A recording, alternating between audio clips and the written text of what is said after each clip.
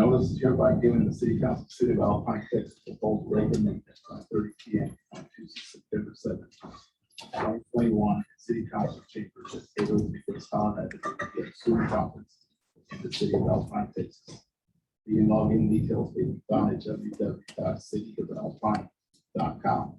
This notice is posted pursuant to Texas Open Meeting Act, Section 551.043, Texas Government Code. Members of the audience will be provided an opportunity to address the council with any agenda item at the determination of the forum of the votes of the meeting. The guidelines and procedures may be found on the city website. Remarks will be limited to a total of 3 minutes per person. Please speak into the microphone located at the podium. State your name and address for the in-person event. For the rest of the council, please introduce yourself first, last name, and state outside the board name, reside in or have a business interest in. For public comments made by virtual audiences, please email your name and the board you reside in or have a business interest in. For public comments made by virtual attendance, please email. Please email it to Jill Calderon to g.calderon@ci.alpine.tx.us. If you do not live or own property in the city, please state that in your email. If you have a petition or other information pertaining to your subject, please email it to the city secretary beforehand at city.secretary@ci.alpine.tx.us. State law generally prohibits the council from discussing or taking any action on any issue not included on the agenda. But if appropriate, the council may schedule the topic for future discussion or refer to the staff. No personal attacks on council members or city staff will be allowed. The mayor or city council members may call a point of order to stop personal attacks or meeting disruptions. If an individual continues to personally attack an elected official or staff member, they may be barred. Speech order, please stand for the first entrance. Of the United States of America, which represents one nation under God, indivisible, with liberty and justice for all. On our reservation flag, I pledge allegiance to thee, Texas, one state under God, one indivisible.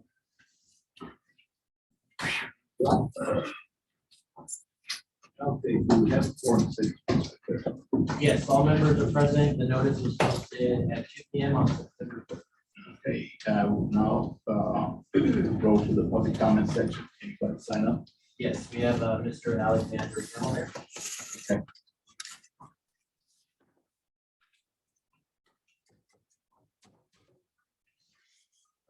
Hi, my name is Alex Campbell here, Ward 2. I want to start by thanking Councilwoman Rodriguez for bringing the matter of the curb and flooding at 9th and Gallego to the agenda, and thank you all for your consideration this evening.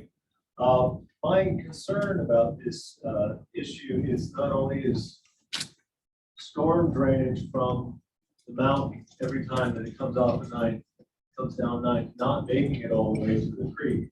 It's actually pulling up and giving standing water at that intersection.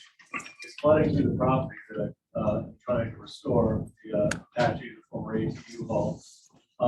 It's also happening every time, sometimes 2 or 3 times a week, sometimes pretty dramatically when the water tower is being drained. Or I'm not sure, I don't understand what's happening there. But it is flooding. It's causing standing water. It's causing mosquitoes. It's causing all kinds of damage. I am really hoping that we can find a solution to basically route the water towards the creek. The city needs to use 9th Street as a drainage route. It's perfectly reasonable, but it needs to get all the way to the place where it's going to be and not through the property that I'm trying to save here. And so I really appreciate you guys can help me by ordering that be done. I had reached an agreement with Eric Zimmer before his departure, where he agreed that it was in everyone's best interest to take care of this problem. I have spoken with Abby Branch, the Historical Association. She agrees that it's in her interest. You'll have reference, I have an endorsement from David Keller, the senior project archaeologist from the Center for Pigment Studies, who also agrees it's a critical importance of this being taken care of. It's in everyone's best interest. If the master plan for tourism is to start bringing walking tours to the Hispanic Heritage Tour, the Alpha Ghost Tour down to that property, and I think a functioning sidewalk and curb flowing water to the creek and making it a good walking environment is again the best interest of everybody. So I think really, to me, it seems a good thing to do. So that's all I have to say about that. But I really appreciate you guys taking the time to see if you consider that. And, I hope solution. It would be helpful to also consider this written agreement. We did not have a written agreement, although I had a spoken agreement when he came to visit on site between him, myself, and Eddie Molinar, who can attest that we did shake hands and agree on that. And I did reach out to Eddie several weeks after Eric's departure that it's still on the plan to honor that agreement. He assured me that it was, and it would be taken care of before the monsoon season. Instead, I've been having flooding twice a week all summer long. I have soggy bricks on that building. I can't do the renovations, I cannot do the yard work, do the landscape, and it will also help mitigate that problem. So I don't know that I'm going to have a curb there to do what a curb is supposed to do.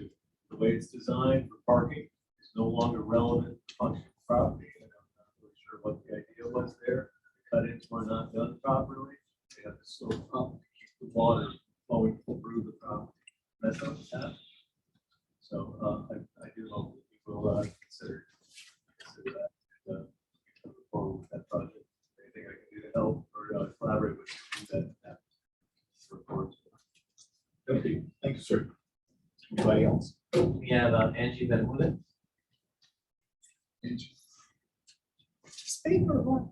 Yes. Yes. Yes, ma'am. So next up after that, we have Karen Cantrell.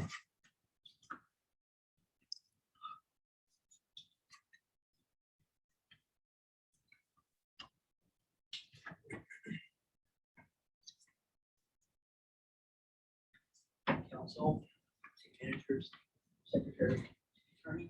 Karen Cantrell, formerly of Ward 3, now Ward 1. You should want to talk about the short-term rentals. I know that we have to accept them into our neighborhoods, but you guys don't have to give them everything they want. Everyone's applying for the special use permit. In my opinion, by doing that, by giving them all these permits, you're creating a bunch of little mini pubs all over Alpine. We just don't have the police force to handle that when things go wrong. Now, after September 1st, more people may be armed. What happens when they go off and pop off the florams outside in the city? That could lead to very dangerous things. This is my opinion. I appreciate this. Thank you. Anybody else? Dr. Avinash Mangwa.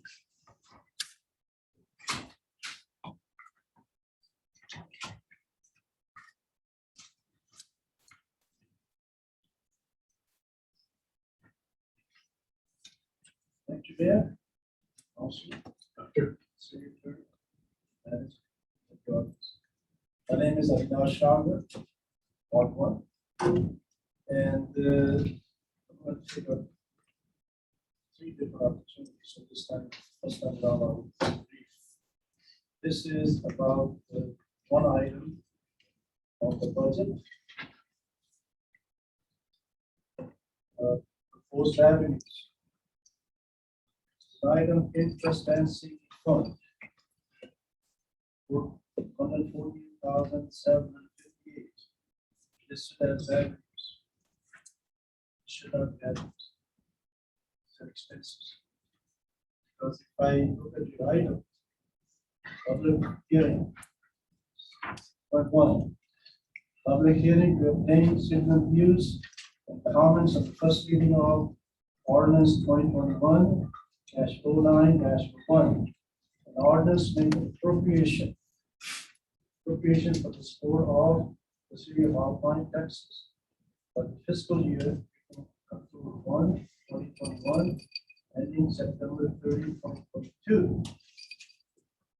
Appropriating money to sinking fund, pay interest and principal on city's indebtedness. I checked with the lawyer, he said this time is being that we don't have that avenue, it's expensive. So when you list interest and sinking fund as avenues, that's not correct. So your budget is reduced by that much amount down to 50,806,000. Okay. Another comments of this period. Thank you, sir. So, Dr. Ronworth did have two additional comments. Are you going to want that now or? No, we'll let somebody else that's in line. Next up, we have Chris Rugen.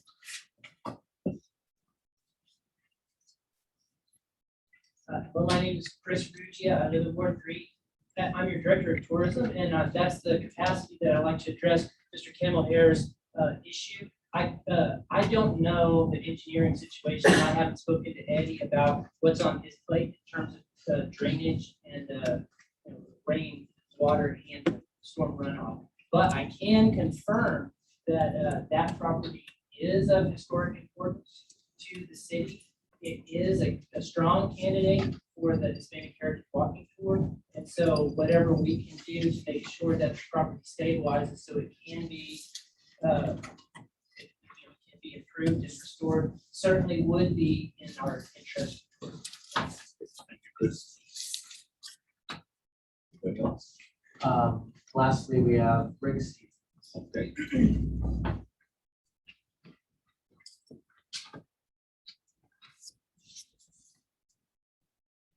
Rick Stevens, Ward 5. Two comments, particularly on the agenda.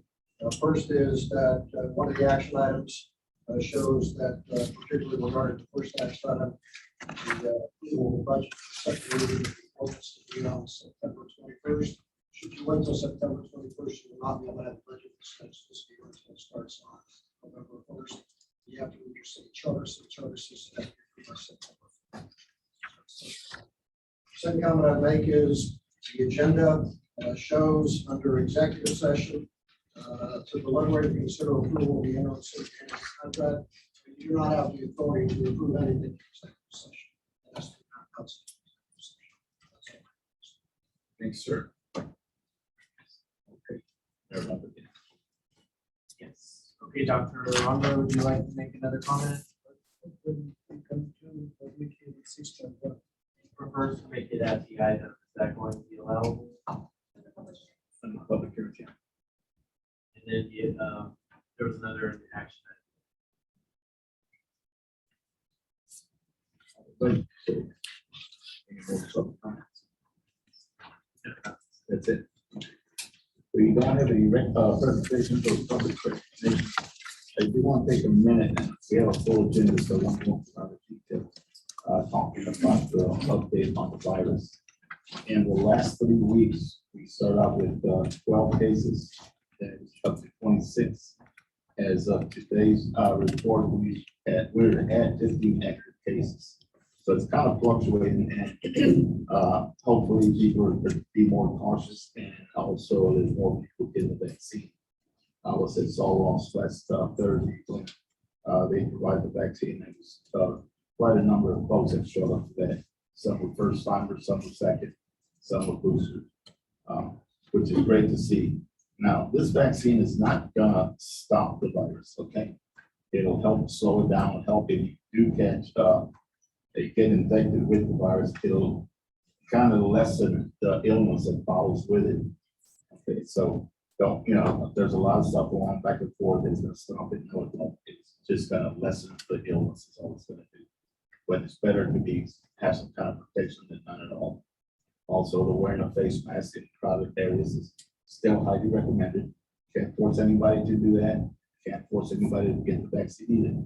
That's an individual decision. Right now, we have a total of 19 fatalities that have started going back when we first got hit with the virus. So we've had three so far this year. Okay. And there's 4 folks with active cases at the hospital. And the school, I believe, had like 3 or 4 youngsters that kicked out with it. So just all I'm asking is that folks take precautions when they're around a lot of folks. But we can slow this down. I sure the heck don't want to get locked up again in the house. You get stir crazy. And your dogs get tired of seeing your face every day. So with that, that's my only comment on that. City attorney report. Yes, right here, council members.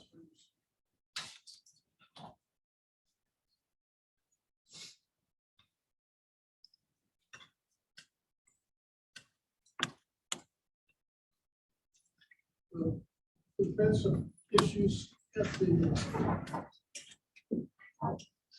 airport involving persons that seek to have payment done out there. Started to talk to some of those partners out there.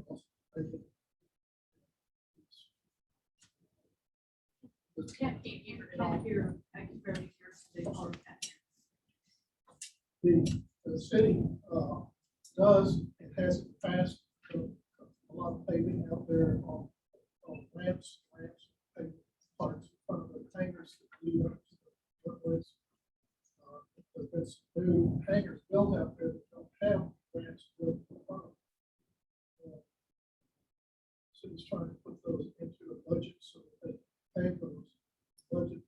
When the city spends money at the airport, they like to do it on what they call a text up grant, or that's annual grant that text up aviation gives to cities to upgrade this airports. So the best answer to that is if the city wants to help the people who have spent money and improve the property of the airport, the city wants to budget that money as part of the use so that the money the city spends on that, the city will get credit for that. Grant match, match, the city will spend a lot of money to get pretty good grant. So municipal court continues to operate well. The municipal judge is doing a good job of trying to patient all the people in town having tickets or having dog issues, things of that nature. I think that's several against the city. Municipal court that independently, both from me as the prosecutor, police,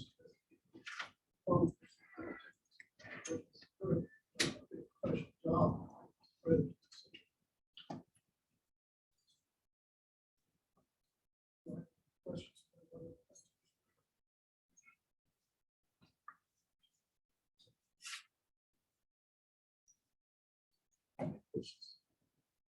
Okay, thank you, sir.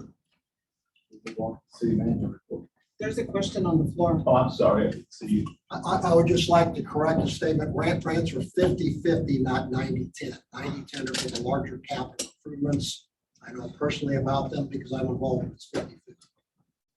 Thank you. Okay, any more comments?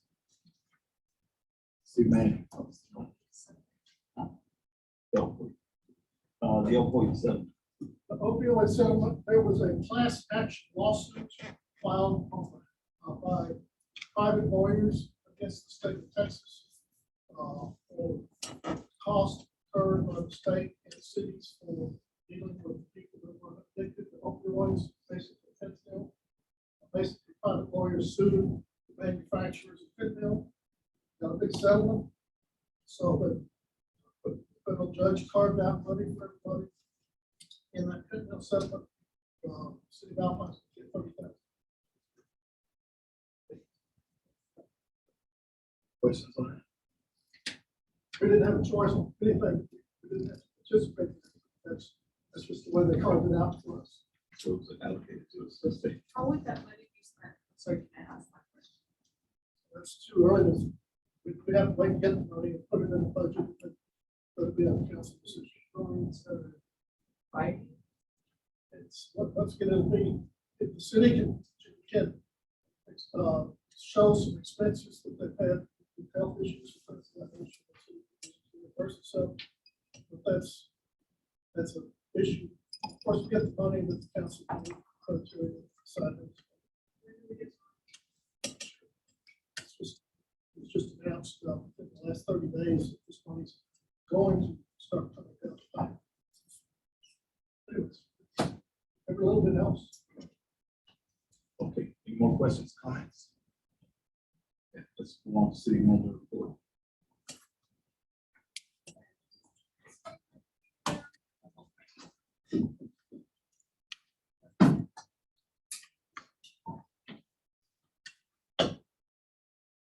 Okay, one of the things I wanted to bring to everyone's attention is we do have all different ways to communicate with the city, and every month we pretty much added another form. Of course, we have our city website. This is updated on a regular basis. It provides all the information for all of your departments, financial transparency, anything really going on with the city. If there's something an emergency nature, this gets posted here first. We update the radio, the piper, every route we possibly can think of. We also have our Facebook pages. We currently officially operate 2 Facebook pages, the Alpine Police Department and our recycling Facebook pages. They also provide updated information, what's going on within the city. It's also a place where you can find what jobs are open, your bulky pickups, your illegal dumping procedures. It's a little bit of everything. We've also initiated a monthly column in the Alpine Avalanche. The last week of every month, the city submits a letter, kind of what's going on with the city, the ups and downs, congratulating. We've addressed the illegal dumping, the bulky pickup, our parks, just a little bit of everything. If you're a radio listener, KVLF and KVLP also do radio ads for us, informing the public with what's going on. We do have a new form online. It's called the feedback form. It's available on our city website under How Do I and Provide Feedback. This is the citizens' opportunity to provide feedback with what's going on in the city. If they have questions, how do I find? What do I do? Who do I reach out to? This is one place to go. We also have the complaint form, which is available on the city website, but under our building services department. This is really the one that we utilize a lot here lately for the complaints with illegal dumping. You can provide documentation. If you took a picture of your neighbor throwing away a hot water heater in the dumpster, you take a picture and you just send it to us, and we try to get that addressed as soon as possible. And of course, the quick and easiest way is just to always give us a call. The city's main number is 432-837-3301. We do have a receptionist who can direct you to the proper department or individual, or schedule a meeting. We really just wanted to focus on letting the community know that we're providing as many routes as we can think of, besides sending out a pigeon. Haven't found a trained one yet, but just as much information to let you guys know that communicate with us, let us know what's going on, and we'll try our best to get back with you or to provide some type of resolution or solution. If you have not heard on the radio or you did not read in the paper, First Flight was approved in January 19th of 2021. There was no direct publication. How did we advertise it? How did we inform individuals? It was done in a city council meeting. The city was invoiced based off of our in-water city accounts. The city did pay $2,503. First Flight sold to AeroCare. So as we found this out, I'd reached out to First Flight asking, hey, can you provide me some more information? There's been some questions on Facebook. There's been some questions in the public. You know, what does it cover? When does it last? When does it expire? How do we use it? At which point I was told that effective September 1st, they would no longer be supporting the contract or the agreement. I do not have a formal contract or agreement in place, but First Flight would be refunding all of what was paid to them, and the services would no longer be provided to the public. AeroCare has reached out. They asked for a little bit of information, which unfortunately I wasn't able to provide, but I told them Send us your proposals. Let us know what you're thinking of, what offers, proposals you can put together, services. I am waiting for them to respond back to bring that back to council. But I really wanted everyone to understand that as of September 1st, which has already passed, First Flight no longer covers the residents of Alpine. A little finance update. So we are in our last month of the fiscal year. So this information is from August 31st. This is a summary of what has been going on. I gotta move my Zoom pictures.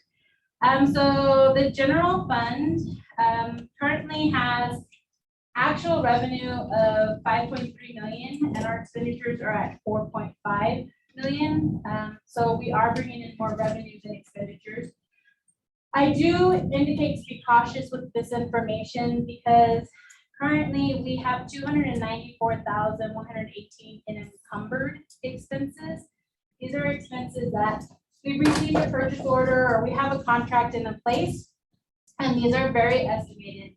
Departments have up until the 15th of this month to try and finish up projects, utilize what they have. We do still have 2 more payrolls that also will incorporate additional expenses. The big part of the general fund expenditures being encumbered are the last payments for sections 2 and 3 that Jared Dirtworks is working on.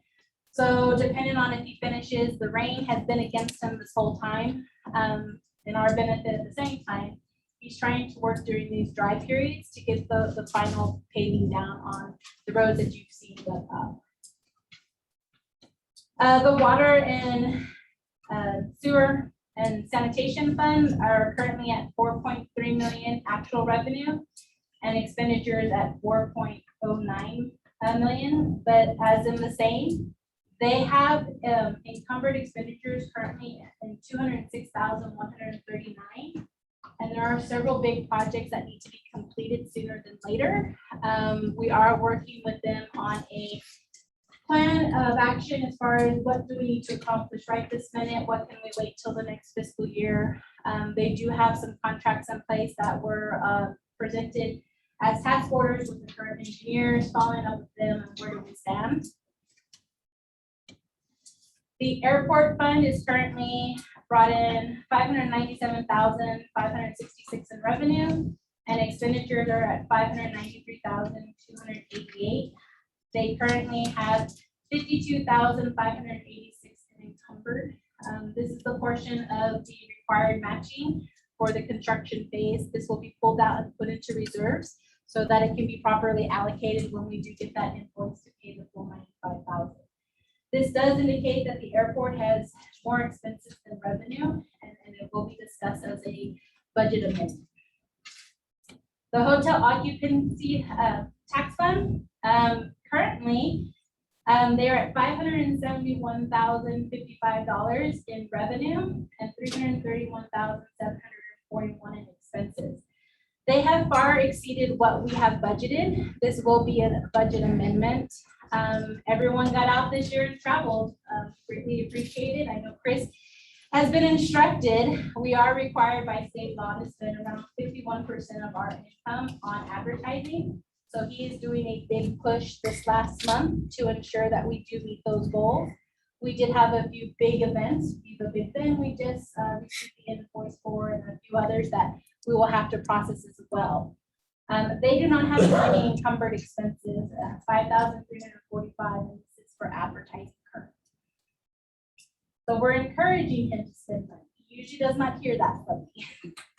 The gas utility, currently they have 1.7 million in revenue and actual expenses of 1.4 million. And currently encumbered is 50,367. So they are right on line. Interest in sinking, this is our debt. This is just pertains to what portion the general fund covers the property tax side.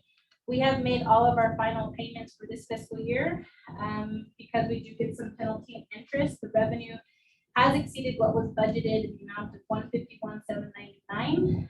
We budgeted 146,918, and our expenditures are 147,279. There are no encumbered. We we have made all of our payments. And we did pay off one of our debts, our 2003 series is completely, we made the final payment this fiscal year. So that's one less that has to be worried about for the water department moving forward. I just wanted to give you kind of a synopsis. The city is basically, we're in good shape. We have not had to utilize any of our current fund balance. We haven't made any significant transfers into the general fund. Dependent on Jared Dirtworks invoices, we may allocate some of the funds that we put aside specifically for that project back into the general fund to make up the difference for his expenses.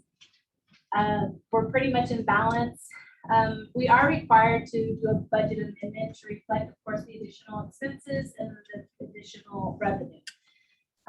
Some of the departments do have outstanding expenses. We've had to pay off some contracts, had a little bit of overpayments on salaries.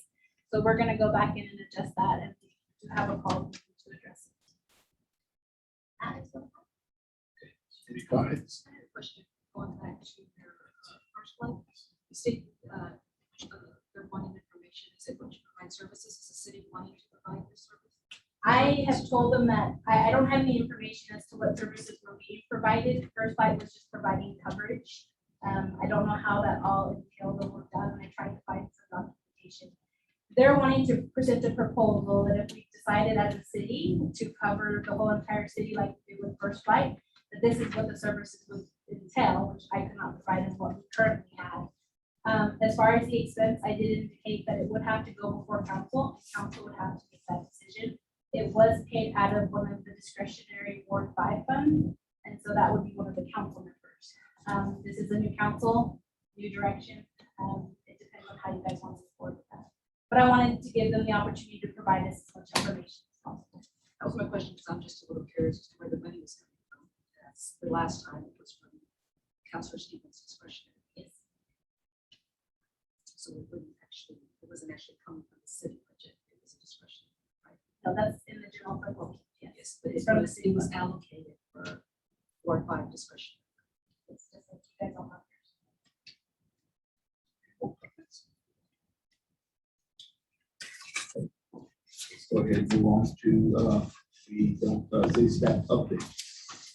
None of the None. Public hearings. Public hearings to take citizens' views and comments on the first reading of ordinance 2021-09-01. An ordinance making appropriations for the support of the city of Alpine, support the city of Alpine, Texas, for the fiscal year beginning October 1st, 2021, and ending September 30th, 2022. Appropriating money to the city's fund to pay interest and principal on the city's indebtedness. Adopting the annual budget of the city of Alpine for the fiscal year 2021-2022. Any comments on this? Dr. Ronber is the only one that I know of. Did you want to make a comment? Yes, sir.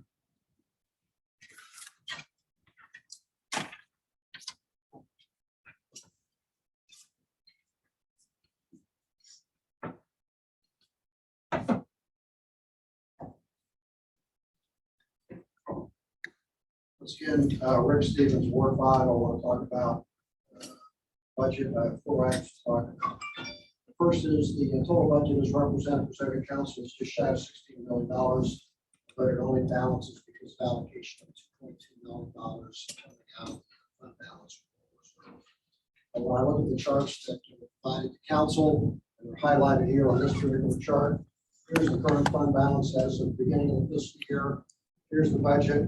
Here's the projected expenses, leaving $2.5 million.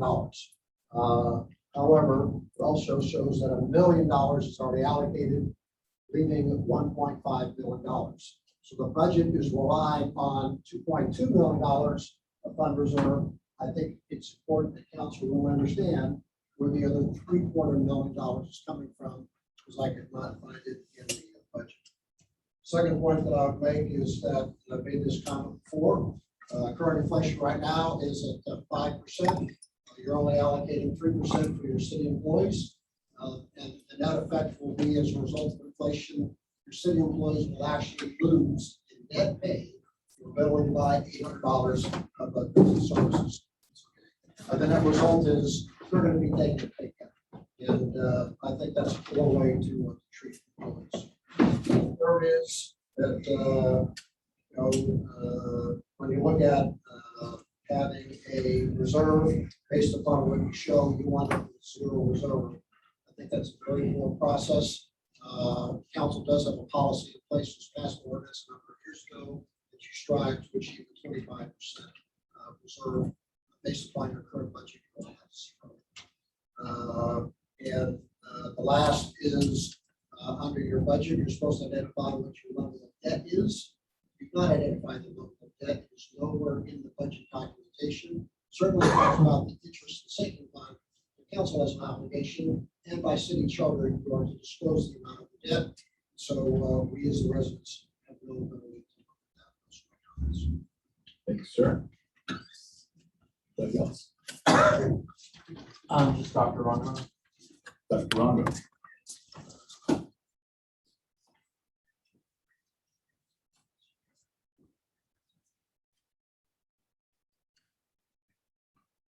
Thank you, Mayor.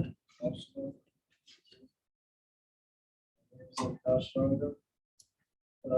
Again, I just want to say something about this. We had a meeting on the hours the other day. I'm glad that she has brought expenses, actual expenses.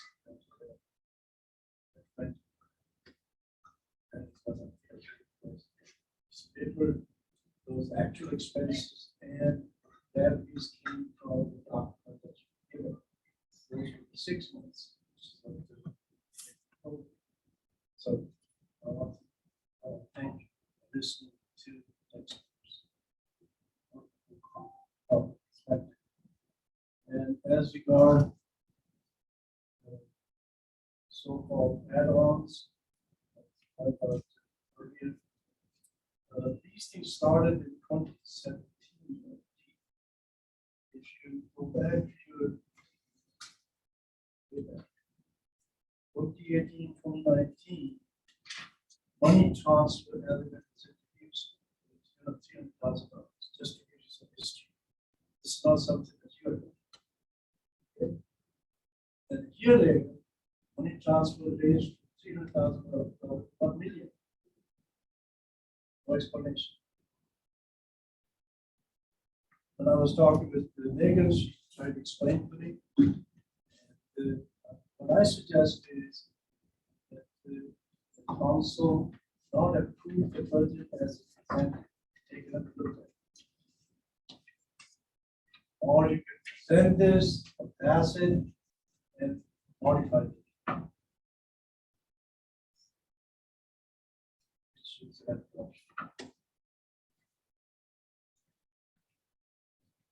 My impression is that maybe working on it.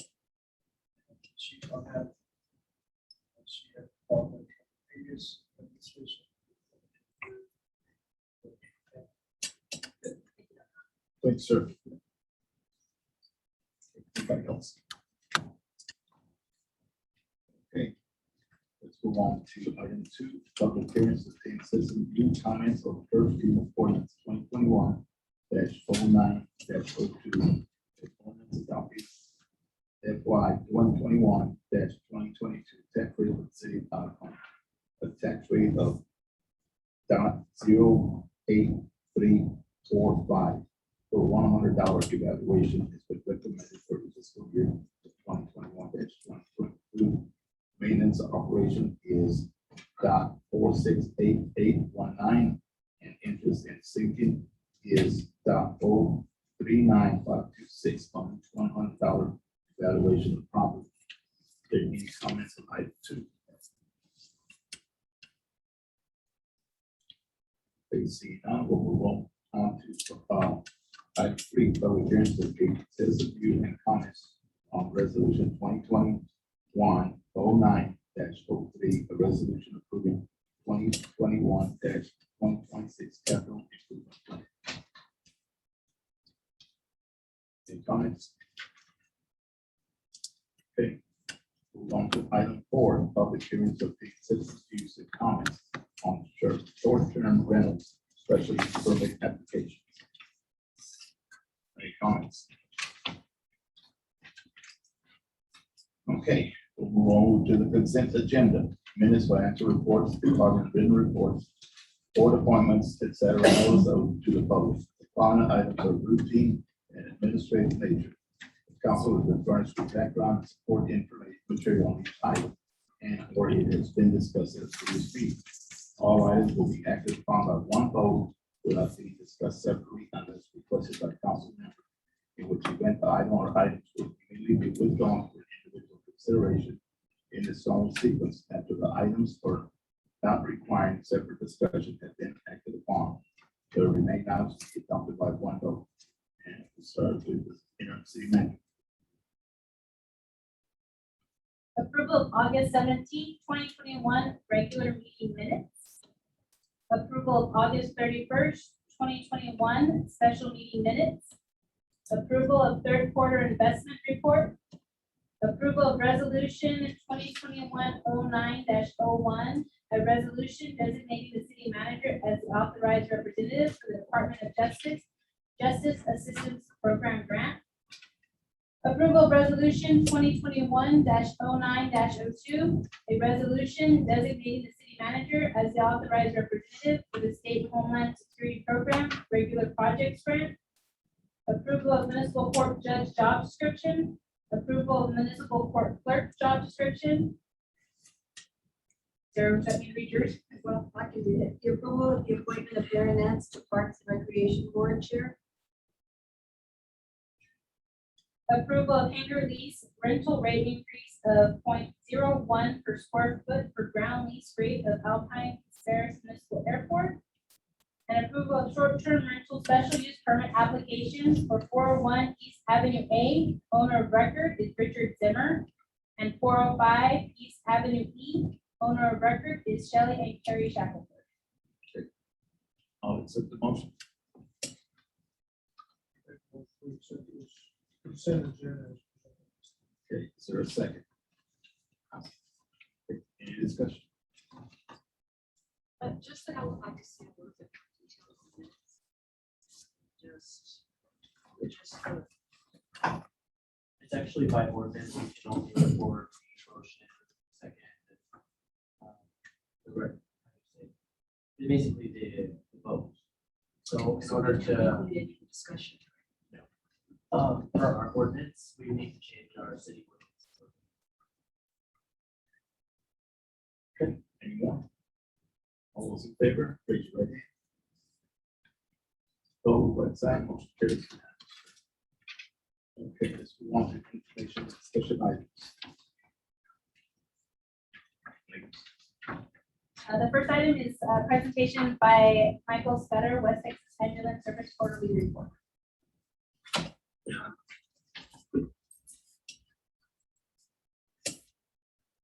Good evening, Mr. Mayor, City Council members, City Manager. I have two quarterly reports here that start from January 1st, 21 up to the second quarter that ended June 30th. From January 1st, 2021 to March 31st, 2021, we had a total of 177 calls. City calls, there were 115. City no transports, there were 26. Total county calls, there were 26. And total county no transports, there were 10. On the breakdown for January, we had 43 city calls, 15 no transports for the city, 10 county calls, 3 county no transports for a total of 71 for January. For February, we had 39 city calls, 6 no transport city calls, 5 county calls, and 3 county no transports for a total of 53. And for March, we had 33 city calls, 5 city no transports, 11 county, 4 county no transports for a total of 53 also. For air ambulance transports intercity from Big Bend Regional to the Alpine Municipal Airport for the various flight crews. In January, we had 32. In February, we had 45. And in March, we had 43 for a total of 120 calls. And for the January through March, that was a pretty good increase in the number of calls that we did for a quarter. Our average response times here, city 3 to 5 minutes, Marathon is 28 to 30 minutes. On our supplemental information for our COVID update at that time for January through March, we were having less EMS responses for COVID patients. It kind of flattened out there for a little while. Our PPE supply, we were getting a lot of the PPE from the state through TDMS. The county would go get that for us and bring it to us, and our supply is adequate at this time. Our EMS response billing, there's been no change. We're still at $750 base rate, $15 per loaded mile. And for no transports, there's no charge. We don't charge anything if the patient doesn't go to the hospital. On the second quarter, from April 1st, 2021 through June 30th, 2021, we had a total of 182 calls. Total city calls were 94. Total city no transports were 48. Total county calls were 31. Total county no transports were 9.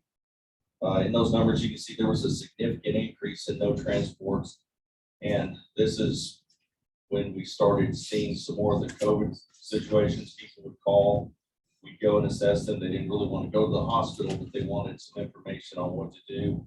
Of course, we recommend that they see their physician or go to the hospital if they feel that that's necessary for them to go. So a lot of those were no transports. The monthly breakdown, April, we had 32 city calls, 22 city no transports, 7 county calls, 4 county no transports, for a total of 65 for April. For May, we had 32 city calls, 14 city no transports, 10 county calls, 3 county no transports, for a total of 59 for May. June, we had 30 city calls, 12 city no transports, 14 county calls, and 2 county no transports, for a total of 58 calls for June.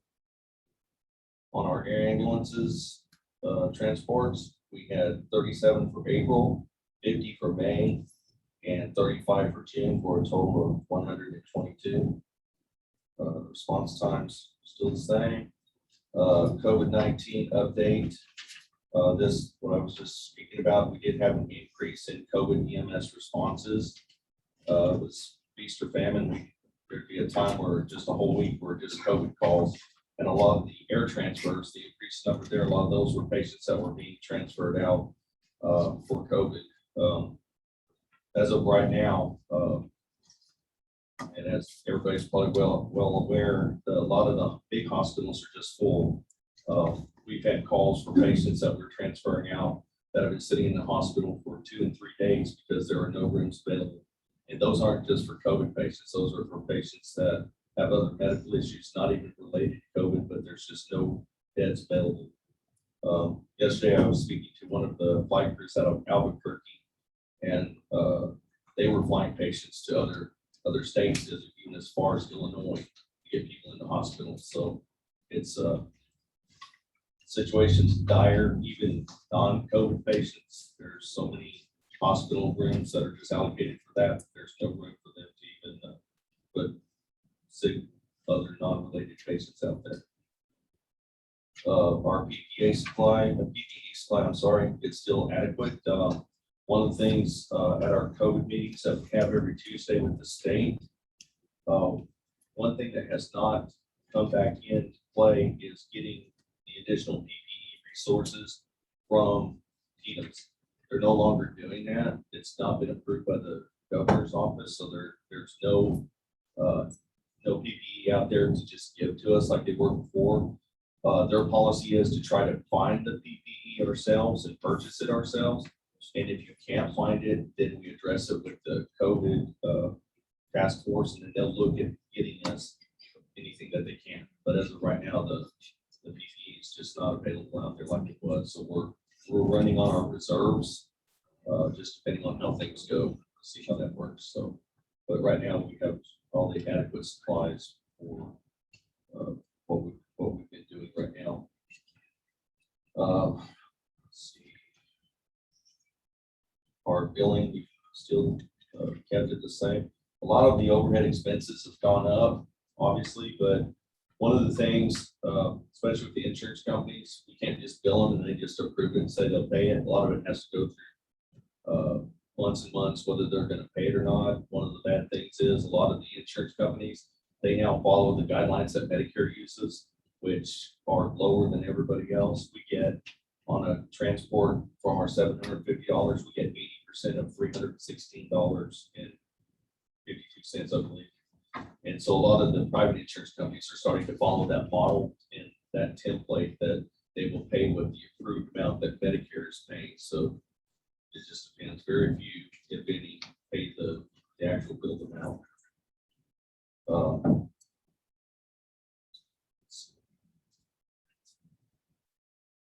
We've been, over this last year, we've been attending the JRAC meetings, the Regional Advisory Council meetings for Trauma Area J, which covers us. They've been a great resource for EMS. Over the last year, everything was by Zoom. We had our first in-person meeting in Odessa. I believe it was in May or April, and big turnout of people. A lot of it now, depending on how COVID goes, they may go back to the Zoom meetings instead of in person, but that's just, we're just going to have to wait and see how that works out. But we have a meeting every month with that. They provided a lot of resources for us. We were able to get some customized special lens from the JRAC that they gave us. Backboards, a lot of them we end up losing when they fly out of here. They provided a lot of them for us. And just the fogging machines for COVID patients. We have 3 of those, one for each one of our units, and they supply the disinfectant and everything for that. So that's been a great resource for us also. We also have county bypass money coming up for the year, and we're approved to get some of that. We're not sure exactly what we're going to get from that yet. Some, and then one of the other things we're getting is a Lucas 3 automated CPR device, which is really will be an asset for us, especially for patients that are in cardiac arrest that are out in the county where you have limited amount of people providing continued CPR. This machine does it. State of the art, the newest model. It retails for around $18,000. We're getting one of those from the JRAC. So that's it for us. Any questions? Getting back to the test kits and all the teams like providing to the government. This one, our code, our state rep, and asking for help. We try to get some test kits because people here in this area get really worried now. And because there's no availability of test kits. So I'm going to respond with MC, come up with anything. Right, and that's, sorry, I didn't mention that too, also in the COVID update. That is one of the things that they were providing us with the Abbott Binance test kits. The last set we got were from this earlier in the year, and they have all since expired. And we haven't got any, that's one thing they haven't brought up about how we can get those and what we need to do. But it seems like the main objective for them is try to go do it yourself, and then if you can't, come back and we'll see what we do. Which that's one of the bad things that we worried about with the PPE early on last year when all this started. For example, we were just supplying, I think I mentioned before, in preparation for what looked like was happening, and like a box of the premium 3 N95 masks, we were getting them for $15 a box of 25, and they've since, you can't even find that brand, but the other ones, you're lucky if you get one $59 a box, for 10 to 25, depending on what they are. And that's one thing, is that they're even available, the price is quadrupled. And so we're just kind of waiting to see how that's going to work out. That'll be a major bust for us. So, but we're keeping an eye on our PPE, and we're doing okay right now with that. And we're still checking to see if we get test kits. Because we were providing those if people needed them, we go do it. We went through a lot of them really fast, and now they're just, the ones left over we have are expired, and others we have don't, we just don't have access to them at all. Any comments? Okay, thank you very much, Mike. Appreciate it. Thank you. Okay, next one. Thank you. Discussion regarding appointment of Chair of Animal Advisory Board and the Planning and Zoning Commission. I wanted to get this before you guys so that you can kind of see where we're at. In your package was all the information for all the boards. The Animal Advisory Board and the Planning and Zoning Commission are two of your more active boards. They do meet on a regular basis. It is important that we get chairs appointed so you have someone to actually run. Currently, there is no appointed chair for either board. So I wanted to get the information before you so that hopefully at the next meeting, recommendations can be made. That way they can continue moving forward with their projects and the items they have on their agenda as well. And there are lots of vacancies. That is another item that I believe Chris has on the agenda. To discuss. Just wanted to get it before you, quick, easy, just so that you're aware, and everyone's aware that these committees are in the short. All right, let's move on to item number 3. To discuss the old schoolhouse renovations, to including progress and expenditures update and progress budget status. Basically, just want to know where we stand, how we are as far as what was budgeted to begin with. So a little background for those of you who aren't aware, the Alpine School remodel, the former Sunshine House being remodeled. It is a historic older building to serve for the finance and utilities. Council did approve November 3rd of 2020, a resolution as an emergency to move forward with this project because of COVID. If you've ever walked in our doors, we are on top of each other. We have multiple employees serving in the same office. We don't social distance very well here. It has been a long drawn out process. Unfortunately, things don't happen overnight. Initially, we sent out requests for estimates. We only got one in return. One was disqualified because he was a city employee. We can't really give a salaried employee a contract on behalf of the city. Then it was discussed that we would do this in-house. Eddie's team went out, bought supplies, and started to work on the inside of the building with painting and fixing little odds and ends. There has never been a formal budget presented or applied. So I went back and asked the former city manager, hey, this isn't working. We're not getting anywhere. Paving season is going to start. Can we move forward with hiring actual contractors to get this done? We went with U Construction's proposal of $195,054.75. The contract was approved on April 29th for them to begin. We also reached out to Big Ben Telephone. They would have to wire the whole entire building to serve for all the different offices, including the VoIP system and our internet connections. That came back at $11,521.20. U Construction has started. They're about 90% done. And if you guys ever see the doors open, I encourage you, ask one of the workers, come by my office, council included. They have done an absolute wonderful job trying to maintain the current structure without making huge changes. We just made one, but they preserved the building altogether. We do have a long ways to go. There's several items that aren't going to be addressed this go round, but they've done a magnificent job trying to get this so that we can move in. With that being said, in May of this past year, David Hill, the former code or building official, went in and did an initial inspection to see where we're at. We have to be in compliance in order to move in, especially because it will be a city building. We have to follow the ADA side of things.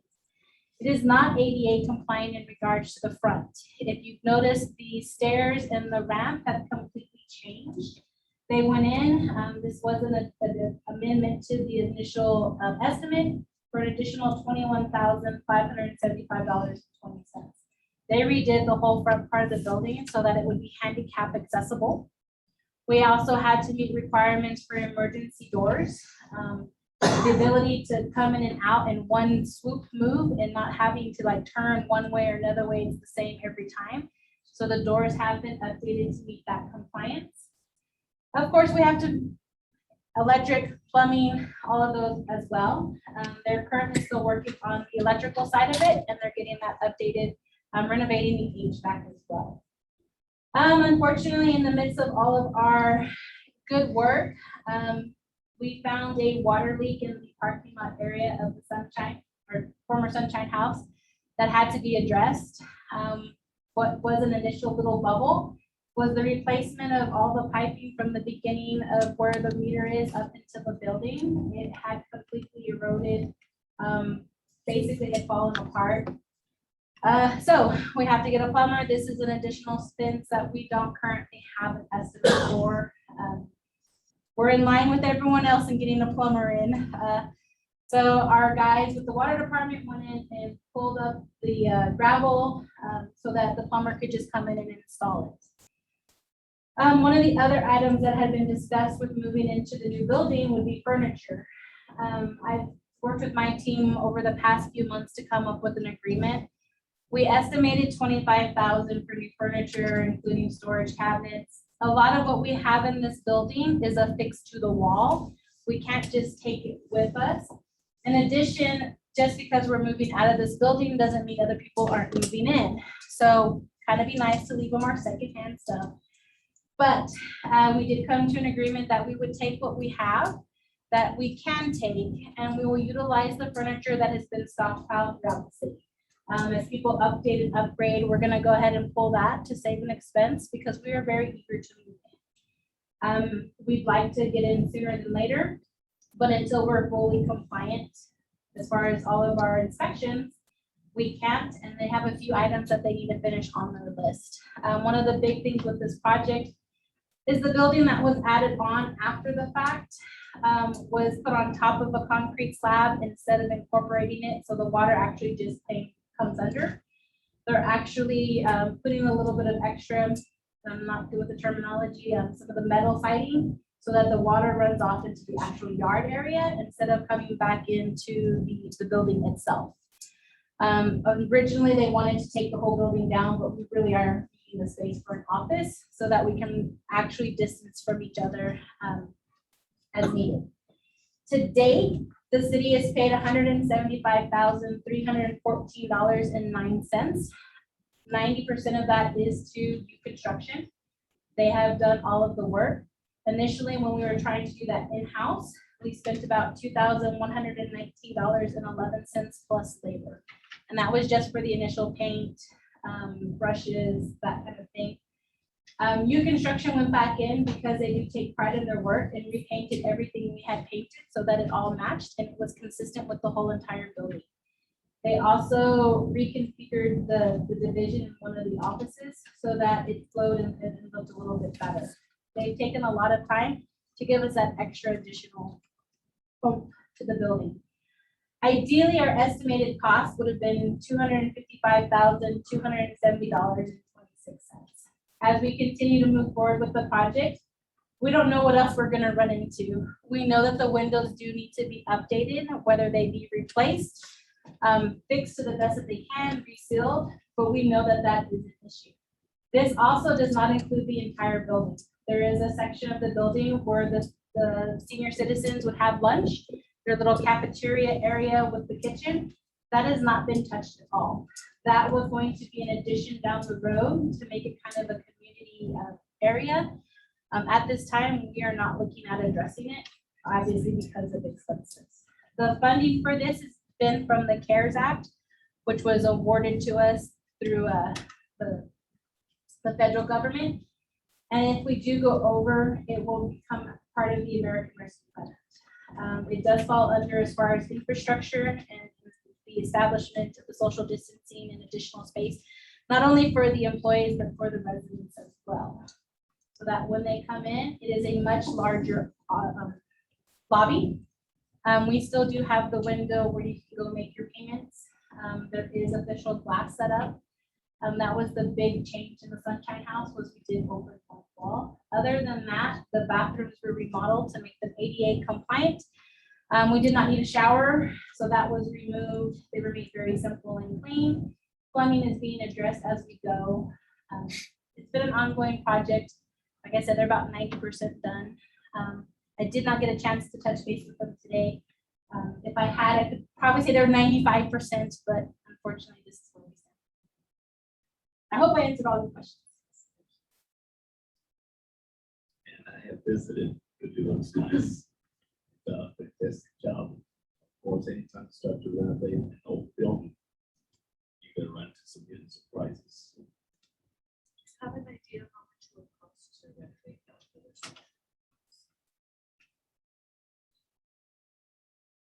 Haven't even looked at Any more questions, discussion?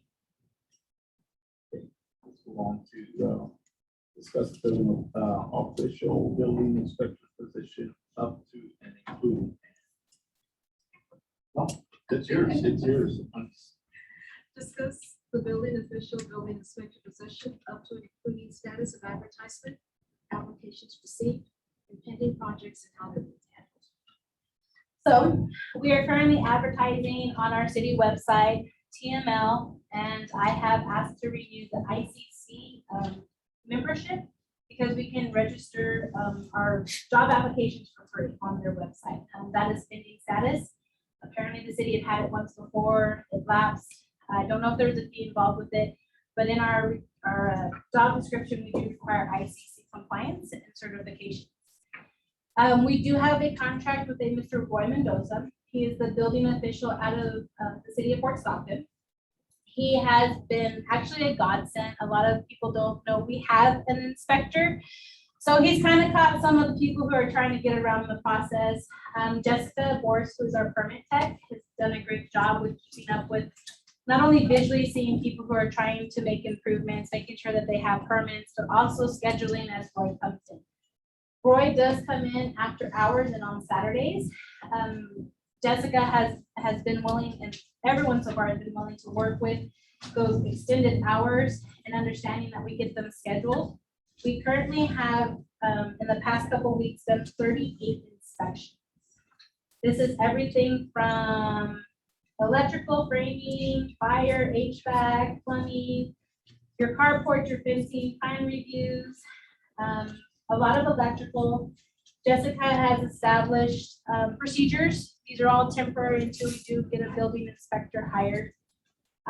So that we get things scheduled, we set to a time frame. As they're getting completed, if they failed, if they pass, what's the next step? There are a lot. Roy does come in more than once. He comes in twice a week. He does that specifically for the Alpine ISD because that project has been ongoing for quite some time and they've had some unfortunate setbacks. He works around a little bit with their schedule to come in. So every time he comes in, he does multiple inspections in addition to the 30 he's already done. So when he comes in for the ISD, he actually does multiple at a time so that they're not being delayed and that they can move forward with their project as well. That was a big fear with the superintendent, that their project would be on hold.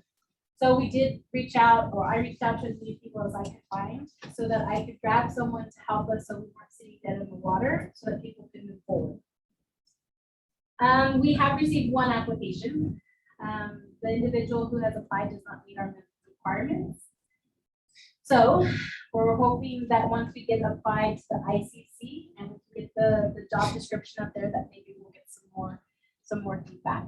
I do know of locals that have applied for in the past. If you guys know of anyone, encourage them, reach out to our website, the job description is listed, and hopefully we can encourage those who apply before to apply. But currently it's one person, no minimum requirements. What is this contract, Mr. Cost price? So it's $100 in inspection plus travel. He is not charged us the full amount. We've kind of had that discussion with him. He understands he works for a city. He is willing to work with us to ensure it is costing us less than if we had a full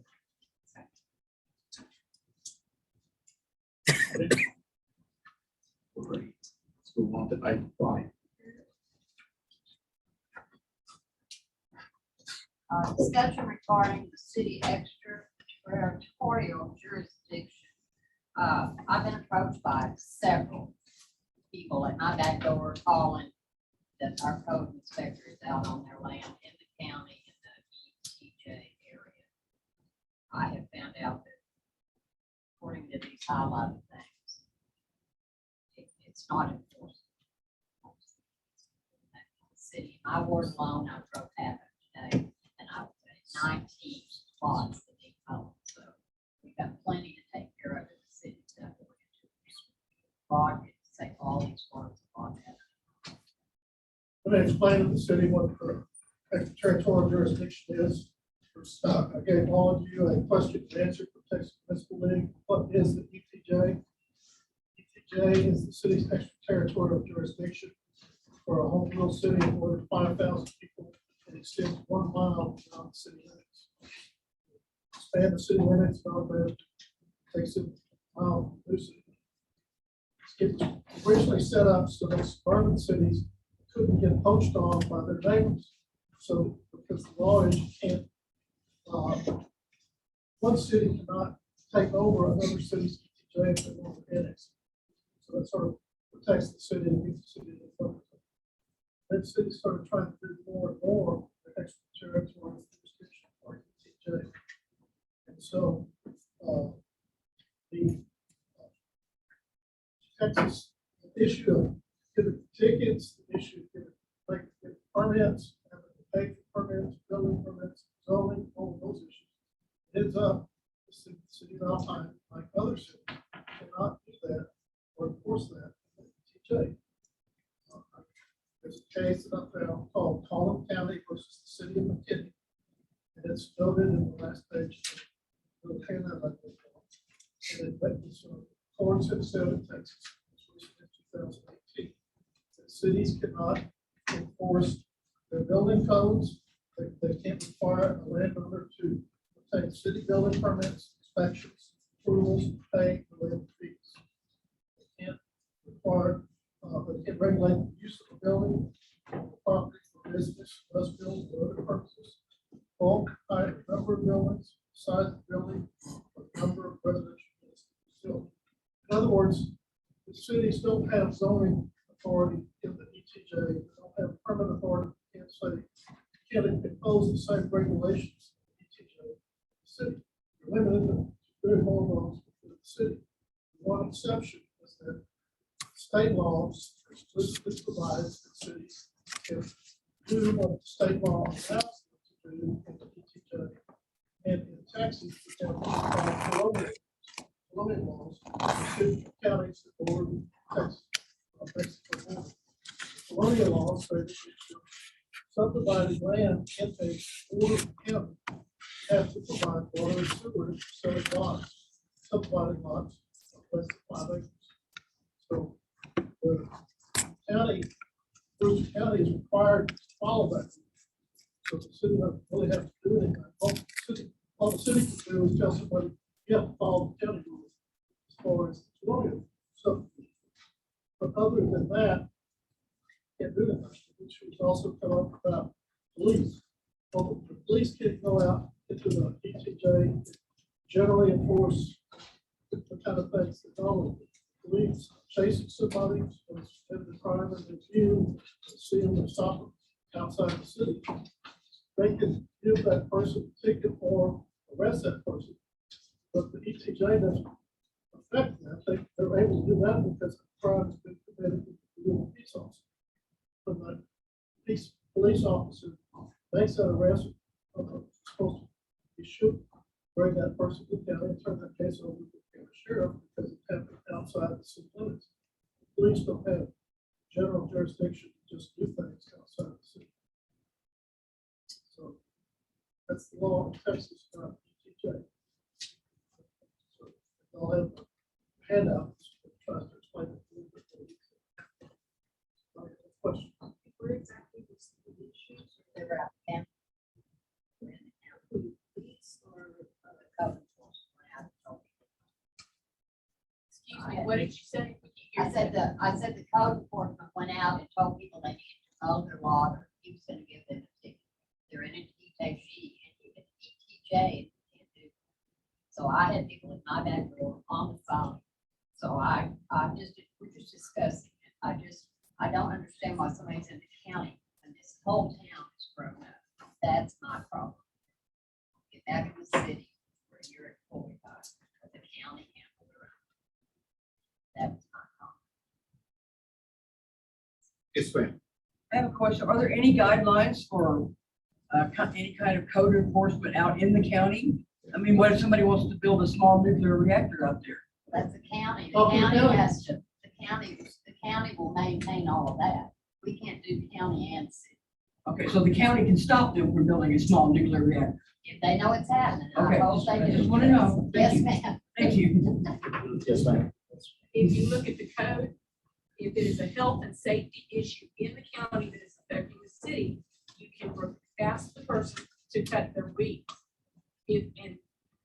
Look in the code, that's what it says. If it's a health and safety, excuse me, She asked me to address that, and the health and safety issues can be enforced in the ETJ, but it has to be addressed as a health and safety issue and not as a code violation. do we have a person that does health and safety issue in the city's outline?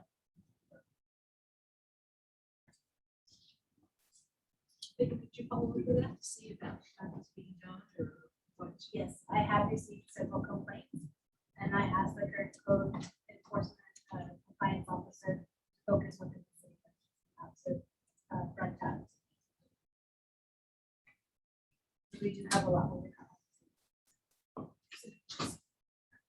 Any more?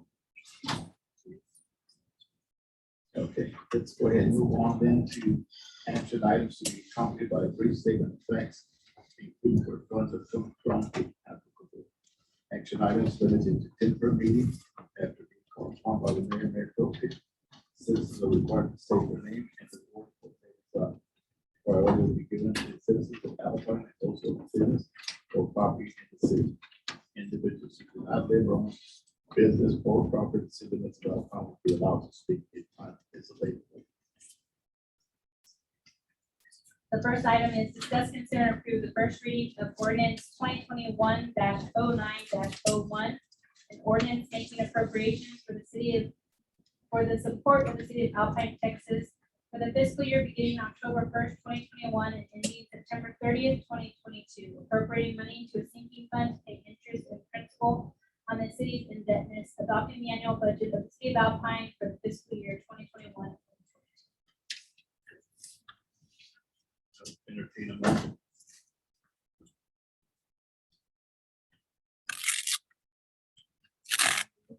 Discuss, consider, and approve the first reading.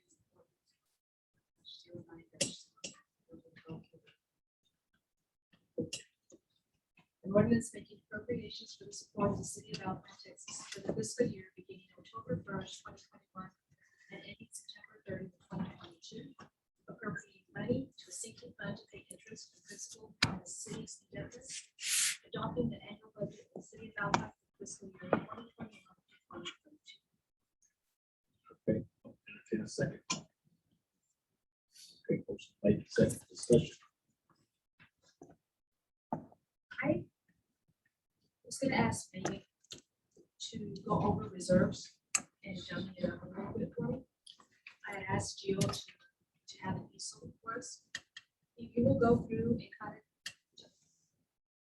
highlight where we are on reserves, where the money's coming from, how much is gonna go out, what we're gonna be left with.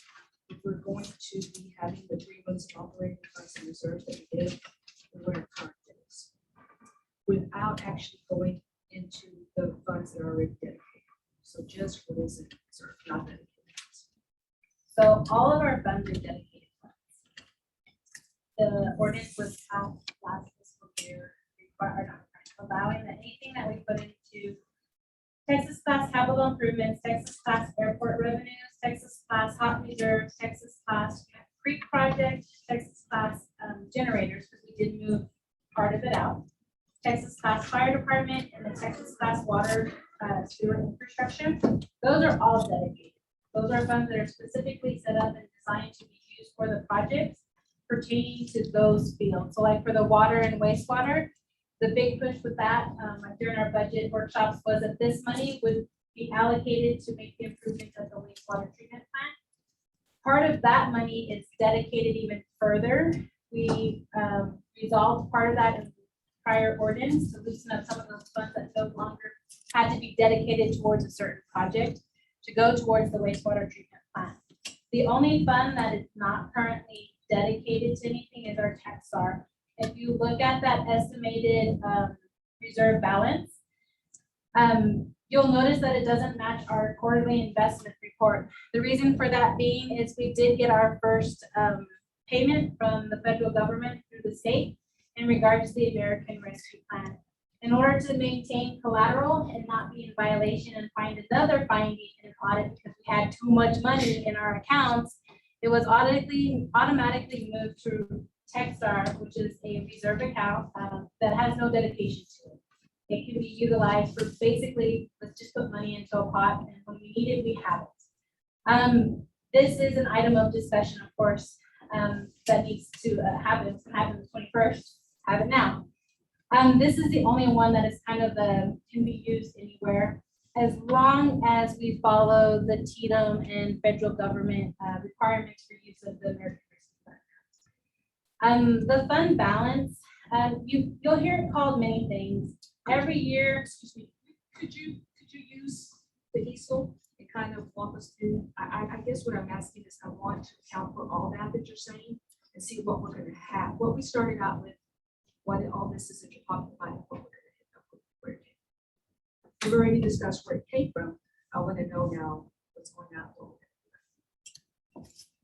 I'm a little concerned that these transfers are quite big, and that's the only way their budget is coming out. So I want to know what we're going to end up with and how much we're actually transferring. so I can try and use an easel. I'm not gonna lie to you, I'm not very good with it. But one thing you need to understand, this isn't the first time. If you look at our current budget, we are transferring or using fund balance in the amount of almost 1.1 million. We haven't touched it. So in our current budget, it's already set up to use fund balance and any reserves that we have. We haven't, which is awesome, which is great. But were we not using it in hopes of trying to build up the balance on that and have the 3 months of operating funds in reserve? So that was the initial plan. 2021 budget kind of refocused on needing to get things done. And in order to do that, you had to spend money. We haven't had to spend that money, so we're not touching the fund balance. We're not moving money in. The capital improvement for Texas Pass, that is solely for the street department. So at the end of this next fiscal year, ideally it would have 0 because we will have invested all back into our streets. So where are the transfers coming from that are listed? So it's transfers, fund balance, and reserves. So the transfers originally was the 275 from the gas department. The gas department has been just basically used as a piggy bank. We do an equity transfer on a regular basis, and we move money into the general fund to cover additional costs. Other items that can be considered transfers is if we pull money from any of the other funds, it would be transferred into the general fund. A transfer is there's no obligation to really pay it back. So we're really not touching our fund balance No, to meet our budget. yes, we are if we need to. The same concept that we have going on this fiscal year is being applied for the next fiscal year. If something goes through and we don't have additional revenue, or we make a big overpayment because we decided to go out for a huge contract and we use our fund balance, then it would be used. The idea with the budget is when we are going through the budget process, is every time we have something that is over of the budget amendment would have to be applied. So if we budgeted 500,000 to fix section 5, 6, and 7 of the city downtown area, but we don't actually have those expenses of or revenue, the budget amendment would take place to make up the difference so that council and the public would be aware that yes, we're acknowledging that we're going over budget. And in order to cover that additional expense, we're gonna use what we have in fund balance. You'll hear it called fund balance, you'll hear it called, some people call it a rainy day fund. It's really not reserves. Reserves are listed separately as provided in the budget. So ideally, when a budget is approved throughout the whole year, it has to be reviewed, it has to be amended, things change, priorities change, projects change. You know what, this isn't working how we want it to work. The city manager, administration, finance, whoever you want to call it, comes before council and says, okay, this is what's going on. Initially, when we had the first budget amendment for the hot funds, it was, we were bringing in more money than we have. We have more money in the bank.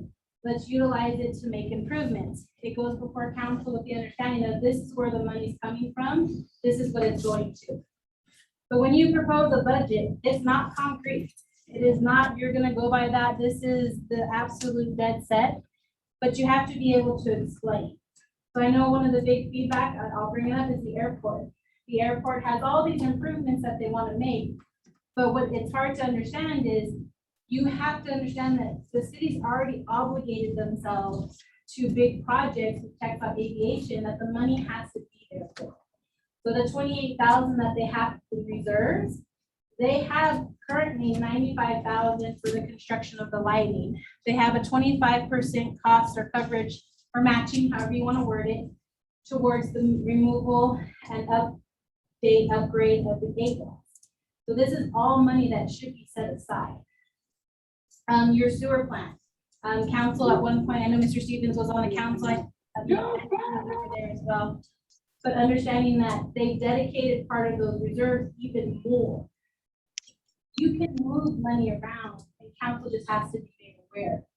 So as we go through the budget process, you know, we kind of have that this is what we think it's gonna cost, this is what we think will bring in revenue, but we don't know and for sure how it's gonna end up September 30th of 2022. So we have that every month, every quarter, every time you pick up the phone and give me a call, where are we at, what's going on, what's available. The public sees that as well through the amendments, through the changes.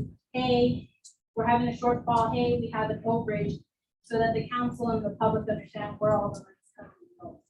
And I understand all that. So, but just to clarify, I guess, but starting out, we're not giving it. No, we will not touch that unless we absolutely have to. If something seriously goes wrong throughout the fiscal year and we have to make an emergency purchase, 90% of that time, that emergency purchase is going to be in your enterprise. It's either going to be gas, water, sewer, and that's it.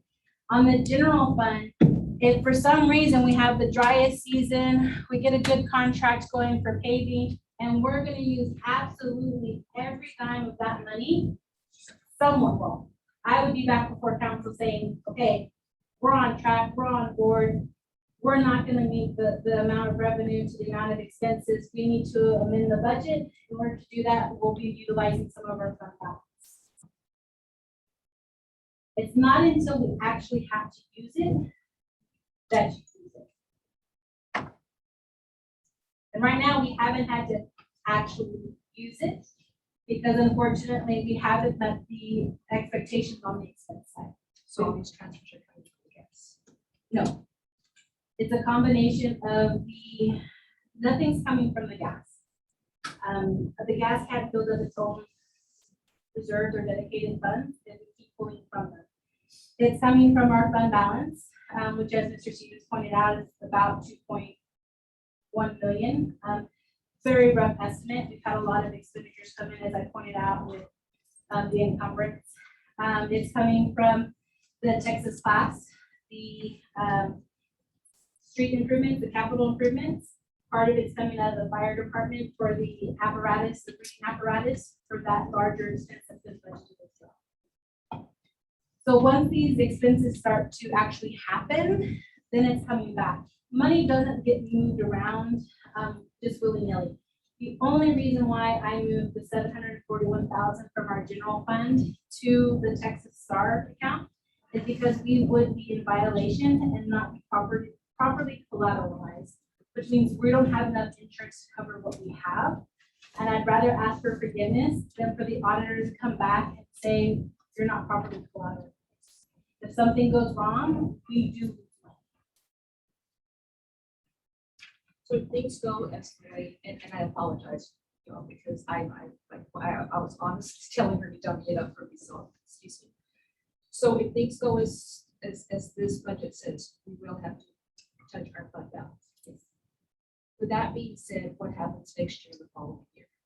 So the one thing, and everyone in this room is gonna hate me for saying it, and I apologize in advance, the city has to look for additional either revenue sources or raise taxes, or go out for debt for larger projects. We can continue to build fund reserve to a certain point, but as everyone has pointed out, our expenses, inflation are doing this, but our revenue's not catching up. Right, so is it to our, I mean, does it do us any good to do a budget that's spending so much more than what we can afford? You're not spending as much more than, it's 8.4 or 5% higher. So those are with a lot of expectations. Those are a lot of your paving projects, getting a contract, doing the additional work. That does include a significant raise. I know everyone has talked about the employees and then not providing more for them. The 3% across the board is across the board. The budget actually includes 5%. The reason it includes 5% is the 3% that acknowledges everyone. But we currently have a program in place that if you get a merit, if you get a good evaluation, if you have a change, you move up, you have to have that available funding. So that extra 2% is so that if someone does an outstanding job, they get addressed and they may get a financial, assistance with it. Or if they change positions, they get promoted. You have to have that balance to be able to cover that additional expense. If we did a 5% across the board, there would be no additional funding for employees. I understand that a lot of times we bank on having vacancies. The big push is we don't want to bank on vacancies. We want to be fully staffed so that we can complete all the paving projects, so that we can do the seal coating, so that every park and right of way and city property is well maintained, so that the utilities are fully staffed and they can go out there and they can complete all their projects and get everything done. We've got people waiting for water taps that have been waiting months because staffing is hard to find. So we're trying to move in a direction so that, yes, we understand that you're gonna have expenses and we don't quite balance. So let's get it taken care of now so that when we move next year, the next budget, we can address all of that. But yes, we went overboard this year, if you want to call it that, but we addressed all of the priorities, not only that council has brought up, but through all of our feedback. It's just a little worrisome to me, just that I feel like we're granted, we need a lot of changes, and we need change everywhere here. But I personally feel we need to stay within what we can afford. Like you said, next year, we're going to be having some major changes, and having to decide whether we do law, provide services, raise taxes, all because we wanted to do all this. It doesn't matter if you do it this year, next year, or the year after. The revenue sources aren't balancing. The demand for services and better quality and getting things taken care of and done is far exceeding. It doesn't matter what. And I'm a finance person and I hate saying that. I don't want to go out for debt. Everyone who knows me knows that. We shouldn't have to. We should be able to build up. But if we were to be fully staffed and we were to have everything we need personnel-wise, you have to provide them the tools to do the job. So if you have a full paving department and you have streets and alleys taken care of, but they don't have the money to actually go and do it because we're trying to make cuts, then it's kind of one of those, how do you balance And I it? understand all that, like I said, I mean, but this is going to be a never ending thing. We're always going to need extra work on the streets. We're always going to need all this. I feel as a city, we need to live within our means. And that might not be, getting 50 streets paid. We might only get 10. But in hitting the money that we have set aside, like I said, so we can't do that too often. We're facing major decisions that. And there's lots of room to, like I said, to amend the budget. So we didn't provide as much for paving for in-house as we did for contract. Whereas if we contract, maybe we don't contract for the full amount. We say, you know what, we're only gonna accomplish this much. What would it cost? Is that within what we want? We don't utilize the rest. These are all discussions as you go through the year. The council decides kind of, okay, these were the priorities. This is what we need to address. These aren't so much the priorities. Let's go ahead and cut back. The city does provide quite a bit of service. And all funds are different. So your general fund is going to be separate from your water, your airport, your gas. They're all differently funded. The general fund is mostly property tax and sales tax. Your airport fund is mostly from your fuel sales. Your water, sanitation, sewer, that's from the utility bills that everyone pays. At some point, do we take a step back and do we do another rate analysis? Are we properly charging for the services being provided? For water, for sewer, sanitation contract is coming up, that can make changes as well. Your gas, same thing, it's the utility payments. So every one of them is funded slightly different. Your general fund is your big one. That's your police department, that's your street department, it's all of your admin, it's the council. So when you look at it, your fund balance is funding all of those, not your water, not your gas, not your.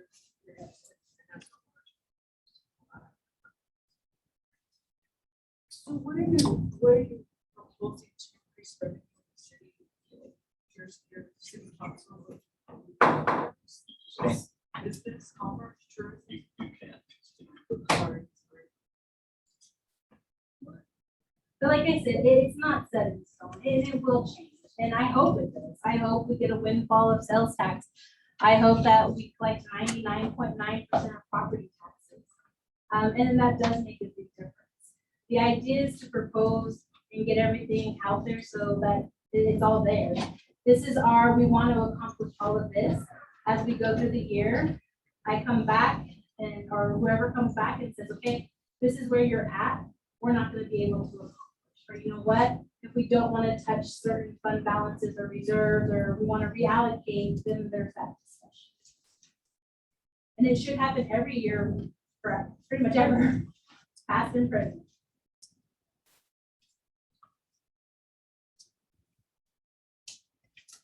So yeah, the questions. No, just feel like we're going round and round. Okay. Ultimately, it's council's decision. It has been prepared and presented. It is a hard decision, but just know that changes can be made. And as far as the debt side of it, and I don't have it in front of me, and if I don't, I would have pulled it. But we actually advertise in the paper our debt balances for all of our open debt accounts. It was the notice of the 2021 tax rate. Because we went with the no new revenue, it specifically outlined all of our current debt and what our balances are. I don't have it in front of me, I do apologize, but it was advertised in the paper. It is available on our website. I believe I sent a copy. All right, all those in favor, raise your right hand. Opposed? Okay, we have four and one opposed. No discussion? No public discussion? Now, I call the question.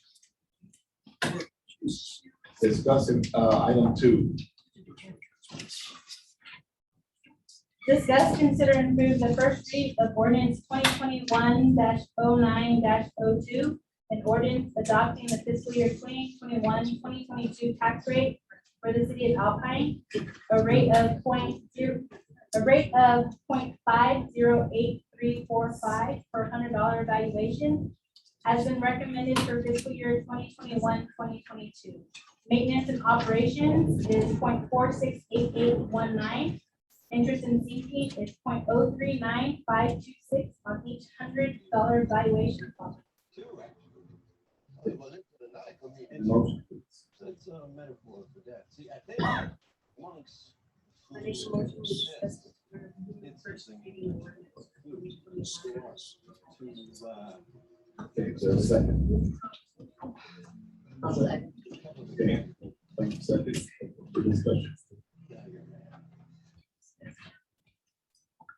Seeing none.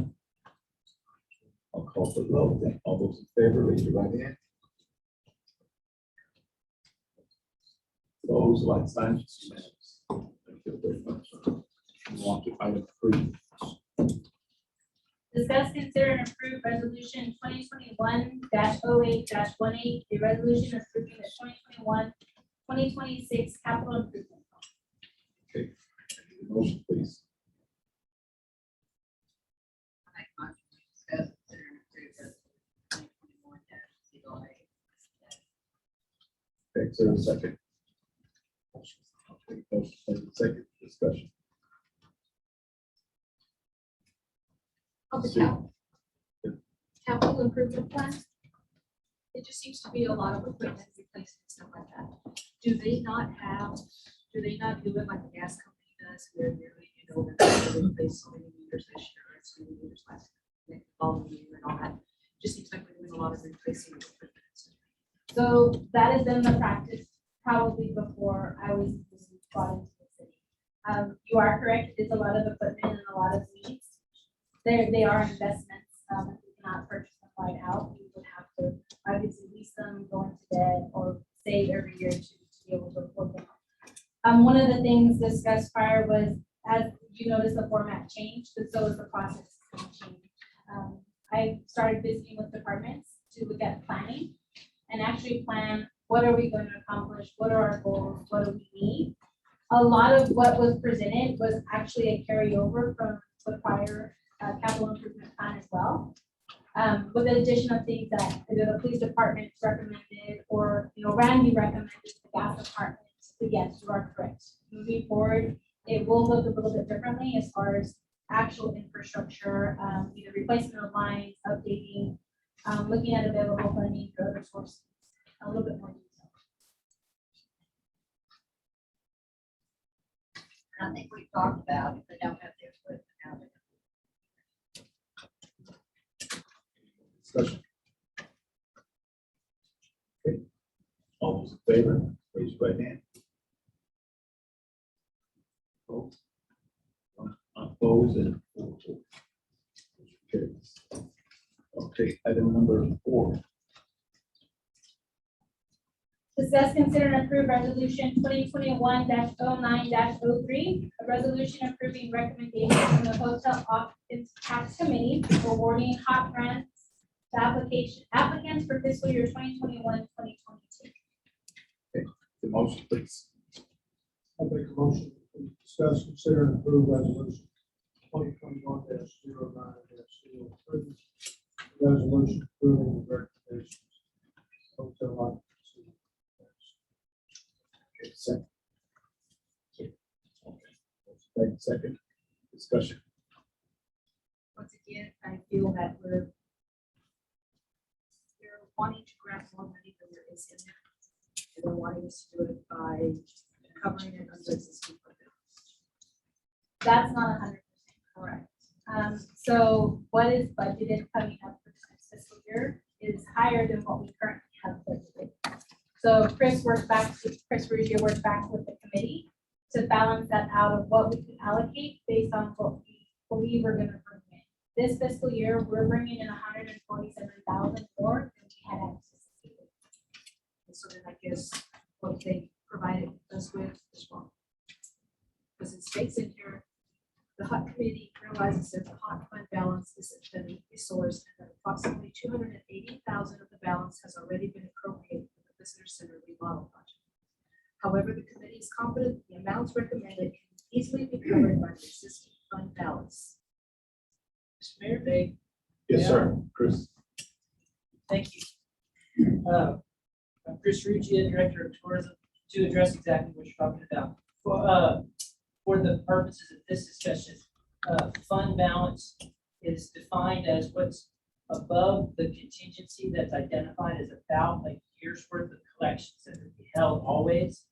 And leading up to this fiscal year, so the council in this last fiscal year appropriated the $280,000 for the visitor center improvement. The reason for using those funds was because over so many years, this particular hotel occupancy tax fund, it can only be used for things allowable under that law. And oftentimes, that's happened this year, the grants that are awarded, the budgets that are made get underspent. And so we're holding on to actually far more money than the contingency requires or is required. So we're really just warehousing tax monies that our visitors have paid and not using them. And so you're absolutely right that we have to maintain the contingency to ensure that in a given year, as I said, the hotel fund sits in its own universe, that it's monies that come from the hotels into this one place, they get spent for the uses the law allows, but they never get spent if they don't actually get appropriated down to that reasonable contingency amount. So right now, this when the city approved the 200,000 visitor center, we were sitting on this is a wild guess, but $500,000 of above that contingency amount of about $500,000. And so when I wrote the exhibit and said, describe the fund balance, that's the money that I'm talking about, is the that above and beyond what we should be holding. And so it does need to be spent in a reasoned and strategic way, in a responsible way. And so I did present to the committee.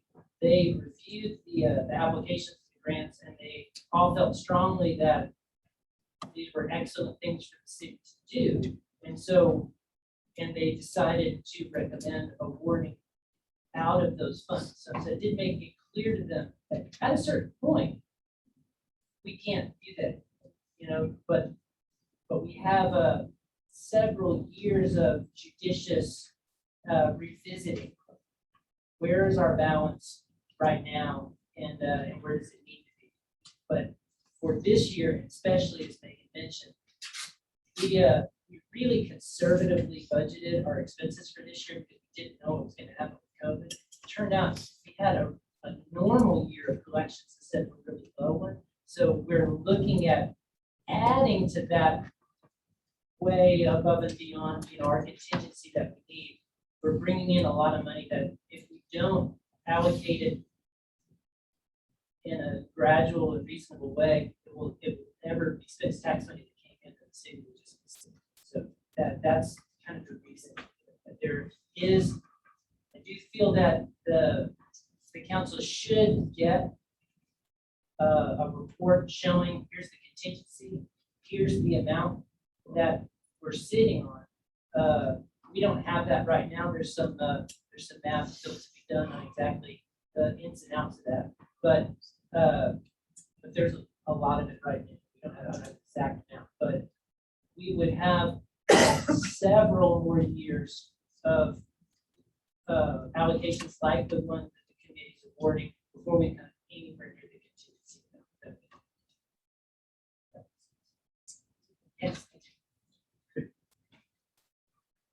Any more discussion? Seeing none, all those in favor, raise your right hand.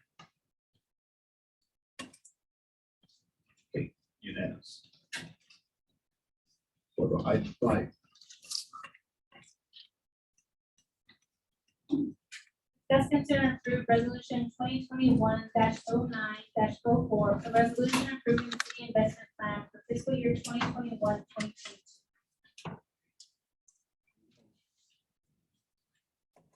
Motion to discuss, consider, and approve resolution 2021-09-04, a resolution approving the city investment plan for fiscal year 2021.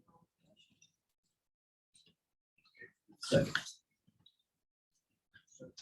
Okay, motion made, second, discussion. Seeing none, all those in favor, raise your right hand. Motion carries unanimous. Okay, let's go to item number 6. Ms. Johnson. Discuss, consider, and approve a resolution 2021-09-05. A resolution reestablishing proven efforts for 2021 for the city of Alpine, to accompany the 2016. Okay, is there a second? Okay, motion made, second, discussion. You all have all received this handout from board treasurer Fritz.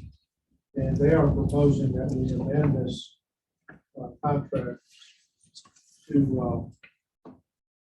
where they would pay $50 a month per water meter as opposed to 60% of the water bill, or 6% reduction. I think I got that right. So if y'all have any questions about what Trish has handed out, or what I've said, they have 2 water meters, go with the $50 water meter. It would be $1,200 a year. If you stick with the existing contract, their water bill is reduced by 60%. So if they had $100, but if it was $100 bill, we would give $60. Give us an estimate of what their water bill is.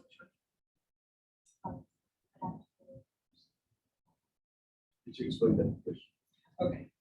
I do not know that. I just decided to do this today. And so I was pulling figures together. You've been talking about more hotel money coming in. In your packet, I have listed what we have revenue, our percentages from 19, 20, and 21. Those are percentages of the members that play in the tournaments, and the remaining is mostly out of town. So we are bringing a lot of revenue in. The golf course is city property, but just a small portion is the country clubs. So we maintain more or less city property with the water, with payroll, with equipment, which we purchase. And so we have very little help, and we have no help from the county, so we're just asking for this additional help. We have really made improvements. I have a list of improvements we've done the last 2 years. I'm not going to go over them. I'll let y'all do that. Our revenue has come up. Our profit loss is up. We have really maintained. We have a wonderful board, and we have really worked to try to improve everything. Our membership is up in 2018, August 2018, at 72 members. Right now, today, we have 123. So we are working very hard to improve the course, make it for more people can play here. There's not a whole lot to do in Alpine. So, you know, the golf course is one of them. We have a lot of out-of-town members, or a lot of out-of-town people that come in and play. When they do, a lot of times it's a family vacation. Sometimes it's a husband and wife vacation. The wives go shopping and play golf. So, you know, it's revenue all the way around. They eat out, they stay in motels, they shop. So we would like to propose this. We'd appreciate it if y'all would consider it. You said the clubhouse was different, so what happens, where is the money that is made, all of it comes from the clubhouse? Our membership income. And what's happening with that? Are there scholarships, is it going back to the community, is it a privately owned? No, the membership, the members own the golf course, or part of it. It's member funded only. So the members, any improvements has to come out of that fund, payroll comes out of that, expenses of any kind comes out of that. So it's just an operating account, pretty much. Or in the past, and I'm not sure, I think in 2017, 2018, there was rumors going around that we were filing bankruptcy, which we did not. We have really recovered from that part, and I'm proud of it. So our funding is from memberships. Also for private health. I'm sorry. But also for private health. Well, 60% of the water, yes. And the flood water, yes, I'm sorry.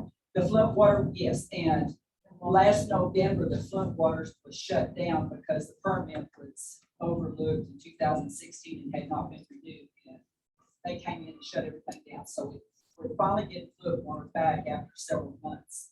So that was a big loss to us. That was a huge, huge loss. But the city does not provide revenue. No, I know they don't, but we take some of their costs away from country, Help reduce some of their expenses. right, which we don't do for any other business. That this financial city. Well, but the property is the city's. Right. So That we maintain, it's like a park. So we're already putting the property and 60% off and mulch. No, you're not, I mean, you're giving us 60% off, yes. But we maintain it all with our equipment, which we just purchased a new fairway mower, we purchased a green mower, a collar mower. So with all the equipment plus the payroll, we have to pay to maintain it, which is like a city park because it is the city's. Okay, my question is that, just if you can, that in order for that property to get the golf course, it has, you don't have to maintain those there, otherwise it will work back to government, Yes, correct? yes. So my question is there an agreement as to who maintains the greens? I do not know that answer. I'm assuming the golf course does because we have done it the whole time. That's what I'm saying, you guys maintain that in Yes. order to keep the golf course viable. Yes, Otherwise, you all you have is the country club and, the number 9 hole. number 9 fairway, number 8 green. Yes, Mayor, that provides a big benefit because the ARPA, for instance, I know offers there stuff is provided, the city and county both get money to keep it going. So over there, it costs money. So, in the budget, goes to the county. And I understand that, I understand also that. The city here doesn't do that because they're doing. Right, and I just wanted for clarification, yes, sir. because a lot of people don't know that. Exactly. Okay, but, you know, you do bring the hot money, there's tournaments, and you have several major tournaments throughout the year. Yes, sir. That bring in revenues to the Yes, city sir. coffers. I do have last year's breakdown of what they. I don't know if you would like to share my screen. It goes back until 2018. The winter months, of course, they're not using as much water. I'll go back to October 2020. Okay. January of 2020, their bill was 140.12. The 60% discount was 56.05.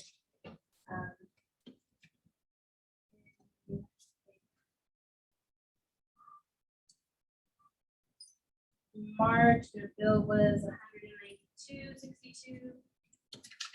The adjustment was 115.57. 57.05. In May, the bill was 472.02. Adjustment of 283.21. They paid 188.81. In June, the bill was 1,148.82. The 60% adjustment was 689.29. A payment of 459.3. July 788.82. 60% adjustment of 473.29. A payment of 315.53. This was presented at the council last time. The contractor resolution had expired, so then they went back to their normal billing, which means when this was reflected the normal. But it was adjusted for July. The payment was 1,307.22. Would have been adjusted. August was 1,260.42. It was adjusted. And then September 2020, it was 1,235. So they were making the adjusted payments during that time until the resolution had been made. But their bill does fluctuate from December to April. Yes, ma'am. Thank you, sir. Ma'am, you said that you made many improvements at the golf course. Have you added any water catchment? Any water, what, I'm sorry? Any water catchment? No. Why? I mean, you've got that big building, that 10-foot long building where you put the golf carts and stuff. You could do that. Put them in the barrels and you could have a little bit more water to water the grass with. It would cut down on your bill and cut down on the amount of water the city has to give you. Water's going to get really, really scarce in the future. We've got to have rain to do it. Last year, we didn't have very much rain. How much rain would you have caught this year? That's true. This year, we have had. How much rain. snow would have melted during the winter? So that's something to look forward to. That really should be included in anyone's home improvement or business improvement. Okay, thank you for listening. Thank you. We'll take it to the board. Okay, any more? Yes, sir, Ryan. So we actually go through about 16,000 gallons of water a night. And that's fluid water or well water. So we actually have a well. So when we don't get to use water, you guys have to fill up our own fluid tank with our well. So we have to pay for that also. To get a new pump, it's $10,000. We pumped it from November until March until we finally got fluid water. So our electric bill is. So our electric bill goes up, $1,000 just for that one pump to run every night. Wells are supplied by the groundwater. The wells and aquifers are supplied by the groundwater. Okay, let's not have a sidebar, please. Okay, any more questions? Seeing none. Mayor and council, thank you so much. Thank you. Okay, all those in favor, please raise your right hand. Opposed? Okay, four is and one against. Are you voting on the resolution as? Yes. opposed? Item number 7. Discuss, consider, and take action on the city attorney's most recent news. Is there a second? Okay, there's a second. I'll take the session. Actually, when I had put this on there, my questions have been on the first invoice. So I'm going to go back and forth. There seems to be charges on here that had already been handled by the previous city attorney. You know, some of them weren't handled very Wait, well. wait a minute, Excuse me. We need to discuss this on here. Okay, If on the short-term rental ordinances review, this is one of the things that I'm going to discuss. The previous city attorney had done the research and given us the answers that we needed. If there was any new information, or, there was a reason to think that it had not been done right, then I would understand. I think you would have reported back to us something different. So may I ask what kind of review and case law research you had to do, and what, if anything, was different than the previous? I received inquiries of city staff and from citizens regarding the short-term rental ordinance. Did research because the answers had been given fully to public. By the law, the city lawsuit, several other places in Texas, said that short-term rentals on private businesses and private homes, cities are regulated. Give that to the city staff, share that with the public, so that people can understand that the city wasn't going to be highly regulated short-term rentals. Now, questions that we received around that time, that fee details of June 14th. You mentioned that the request was made by city staff. Are you not to take direction from council, the city manager, or the city secretary? All the above. Okay, so any member in our audience, any staff member can come and ask for you to spend city money, and it's okay. My job is to represent the city of Alpine. Your I job work is to be directly. I work for the entire city council. I work just for you. I work for the entire council. My work for the whole city council. I work for the city of Alpine. I try to advise the city staff, deal with questions that come up, on a daily basis to help make sure the city complies with the laws of the state of Texas. And I understand all that, but we cannot have you taking direction from every citizen in the city of Alpine. Although you do work for the city of Alpine, there has to be some control over expenses. I don't answer a question in general from any citizen that calls a question answered. Then can However, you- then can if a you tell me- city- if a citizen has raised a question with city staff, GO or Megan or somebody says, what do we do about this? Like, give the answers so that the city is properly represented and citizens will be satisfied. with the office. Okay, so can you tell me who requested that? Was it Gio or Megan that requested that you do case law research on short-term rentals? Because, I cannot excuse recall. me, because although the citizens of Alpine Maker had questions, this had been discussed in numerous meetings. And if they had questions, they may have had the chance to come here and have their questions answered versus us spending hundreds of dollars on this. But thank you. Can you also tell me what was the Toma violation research and why so much time was spent on that? And who asked for that? Well, it was you. It was you communicating with others during the meeting using your phone and whether or not that. No, I didn't. Meetings Act. My phone is always in my purse. Now, I want to see the request for information that has my name on that. Because up to now, I don't know what this Toma request is for. It was an open meetings violation. Members of the council use their electronic devices to communicate outside with others during a council meeting. And who asked you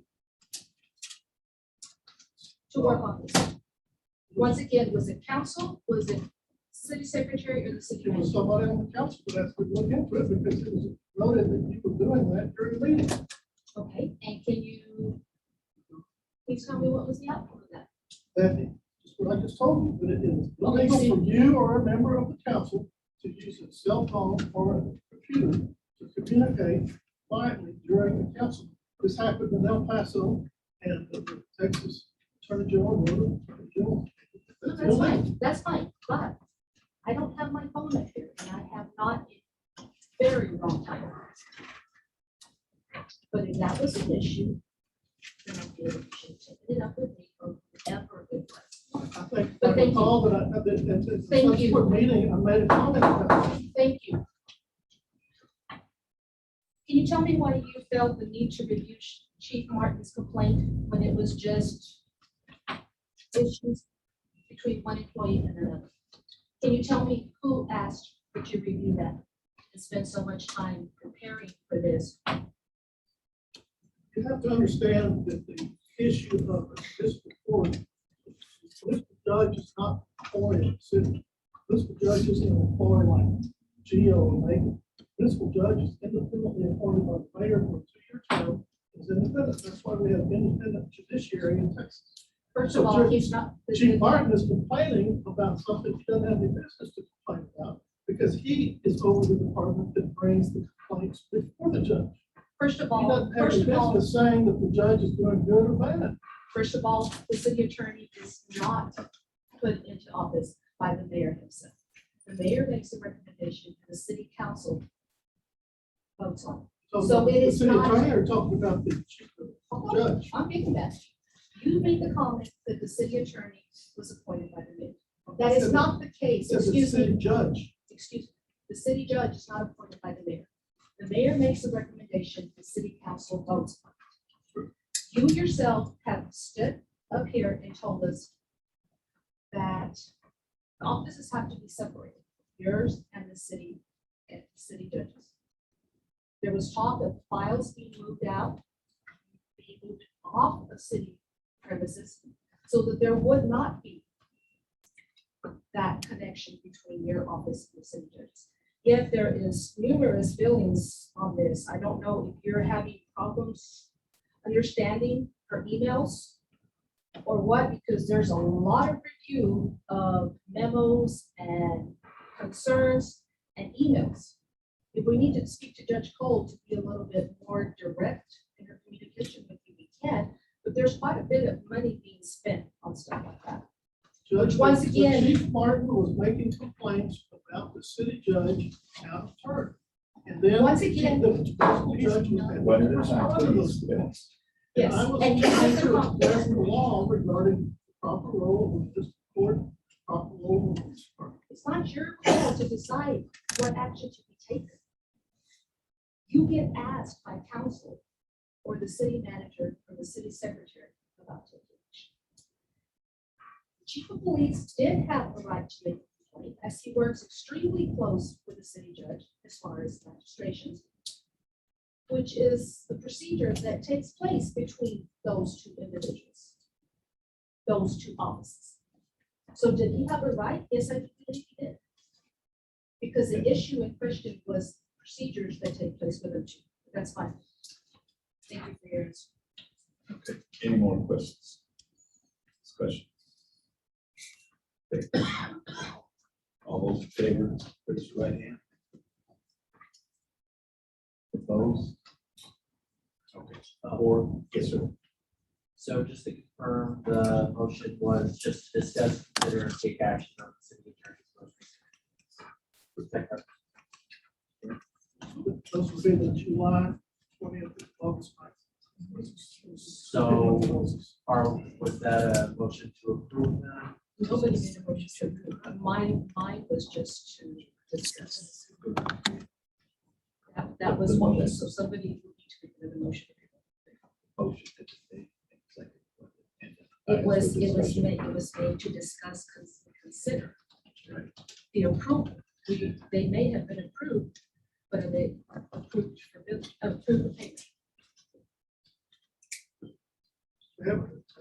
Exactly, so I'm telling them, if they want to pay it, they need to make another motion. Then I'll entertain a motion for this. Can't do that. We had a motion on the floor, didn't we? So y'all already voted on the original motion. That was to discuss, consider, and take action on the city attorney's most recent. That one passed. But it didn't specifically say to approve it. So I just wanted to. Okay, so we need an amended motion. But that would be something that's not on the. My question is what? Yeah, we were just to discuss his. Discuss, consider, and take action. Approve. That's the same. It's right there. It says, discuss, consider, and take action on the city attorney's most recent invoice. Okay, that's what it's stated here.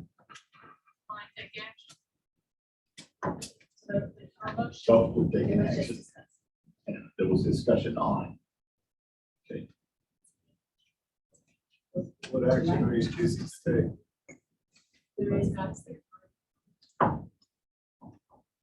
I think it's fine if we have the discussion. There's no action. yeah, that's So all. there has to be action. There has to be action to approve. So it's understood, is to take action on it now. That's what we did. So there's 4 for it and 1 against. Okay. So let's move on. Item number 9. What was the Or action? item number 8, I'm sorry. The action was to approve paying the bill. That It's wasn't not it. That on there. wasn't in the- It says right there. It's not, in discuss- the- it was not in the motion. Read the motion back. Okay, discuss, consider, and take action on the city attorney's most recent invoice. That could be any Just action. mean reject. What's that? It could just as easily mean reject or approve. Take action. Both are taking action. By definition. There's a difference in wording on 6 and 8, or 6 and 7. 6 says and approve. 7 doesn't say approve. There's no action. There's no action on it. Y'all can make another motion to discuss, consider, and approve the city attorney's most recent invoice. It didn't say that. No, it says. That's not the agenda. And she's right. No Yeah, action. there's no action on it. Okay. Now, let's move on to number 8. Discuss, consider, and take action on the current issue at the old Apache building.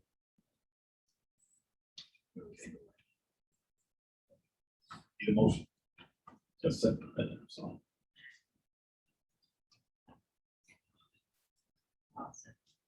Okay, motion made second. Okay, discussion. There is an issue with runoff from the mountain and the city yard. Not only is it not, it's not set up to where there is no runoff, but there are numerous times that, quite a few times, very often where there is, I don't know if it's an overflow of the water tank or they purposely release it or what, but it is damaging private property. Even if we do not feel at this time that it is something that is done or whatever, there was an agreement between the previous city attorney who had the right to act on behalf of the city. It may not have been in writing, but a lot of other things that have happened that we're expected to uphold to have been just a shake of the hand or a simple agreement between two people. There is an employee that witnessed the conversation, and witnessed the agreement between the city managers and her to take care of that. And I feel that we need to honor that. Like I said, he was speaking on behalf of the city. Is it for any of these streets under our current church or for fix the street? And they be put in. Would that work? I'm not sure that the fixing the street, because there's a lot of runoff. When he's fixing the street. There's a lot Okay, there's curbing that When we needs to bought the be, property, though, I mean, we bought, purchased the property and it's surveyed.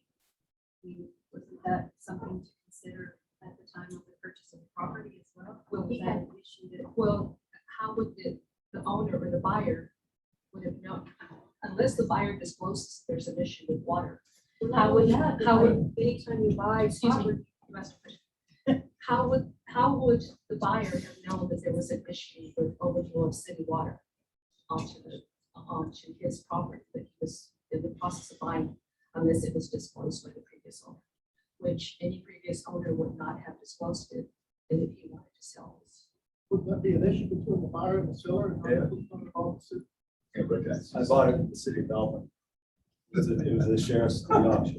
Was it? Okay. Yeah, the issue for me is that the curve is incorrectly designed. It's not correct.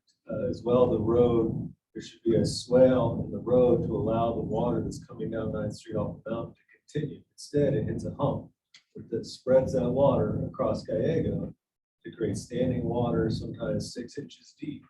For people who love to drive 50 to 60 miles an hour down Gallego are causing a huge problem. So the issue is really, as far as I see it, the water that is on the cities, that falls on the mountain, it's owned by the city. That comes down the street and it's owned by the city, should stay on the city for the same reason that I can't design a drainage situation that dumps the water that falls on my property onto my neighbor. I feel like the city owes me the same respect. I paid 13 years back taxes to acquire that property. And then my concern are that there are multiple dwellings on this north of yours. And what would the curve of, how would the curve affect them as far as flooding? Correct, which is part of why I don't want to take the responsibility of doing it myself, which is what I've been directed basically been told by his current city management. That's basically my problem, putting that liability on me. I don't know how to do that. I don't have the ability to take on that liability. But I think that, again, with a slight modification, that's why I had a discussion with Eric about it. We talked about different strategies and finding something that's cost effective and also, will solve the problem. I'm happy to have a conversation with somebody to figure out how to do that correctly. It's not a matter of liability or if their desire to want to do it. You would not have the need, or you could not be able to do it as it is in property. Right, on So top we're of the the fact only that ones I that can don't, fix that. We I don't either know. curb and do away with all the damage that city water is, city yard and the city water is causing, or How many people plan to do? How many people? There is, so north on 9th Street, on the, let's see, on the west side, there's an empty lot behind me, and then there's another property, and then one more small property, as well as an empty lot on the west side and a property on the west side. Mainly the only other building that doesn't have a curb there would be Como's property.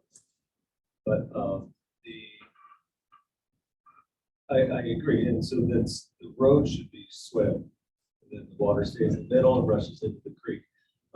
You know, if you want to dig a moat, I'm open to options. You know, I just, right now, I have video documentation from the water rain last week that had a river running through the building. But, I mean, this is kind of a multi-part issue. So our ordinance says that, so what needs to be coded is actually required. The ordinance requires that the property owner's responsibility. The state's the one who actually pays Gallego and all of that.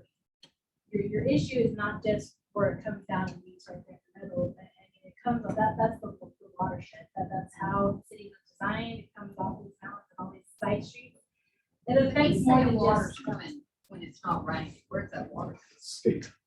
So, and the city I don't does not understand.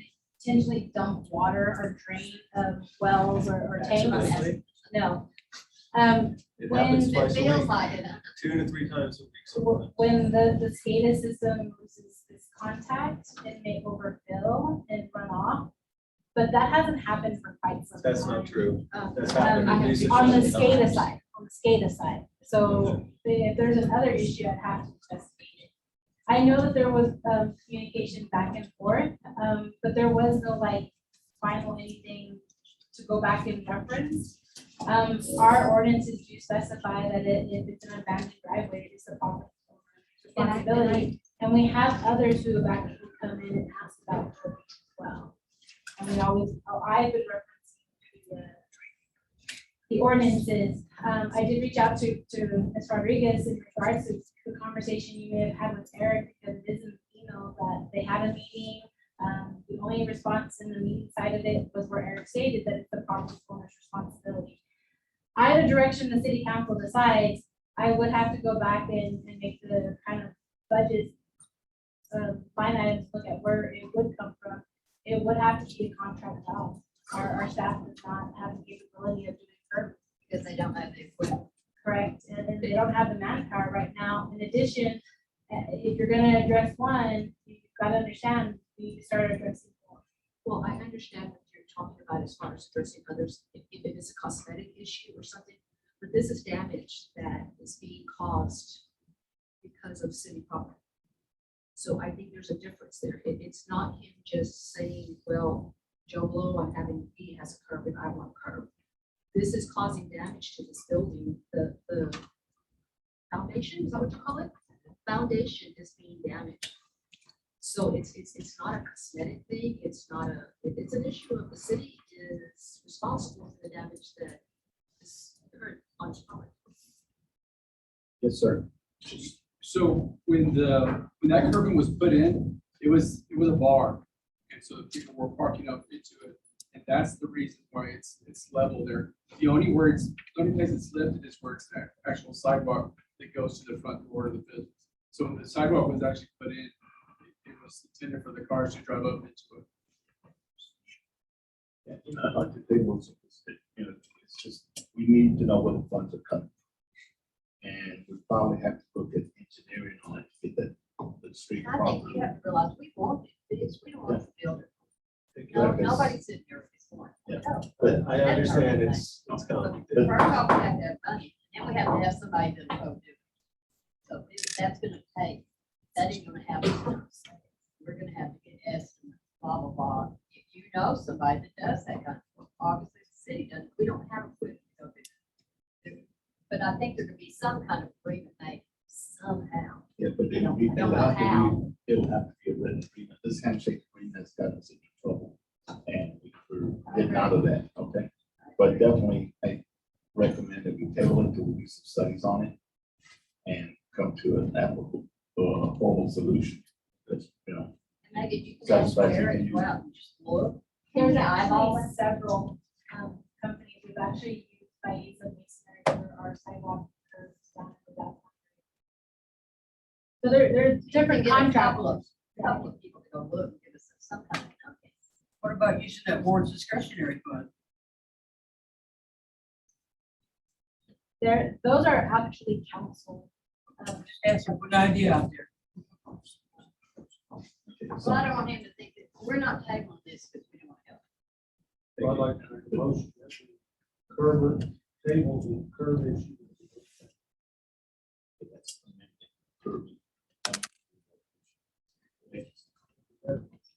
Yes, we did. The motion was to consider and take Yeah, action. consider and take action, and I recommend that we table. Study it further and come to final resolution. Okay. We need to find out what funds are coming from, we need to find out, get in touch with the engineer to properly design the street so that it goes on.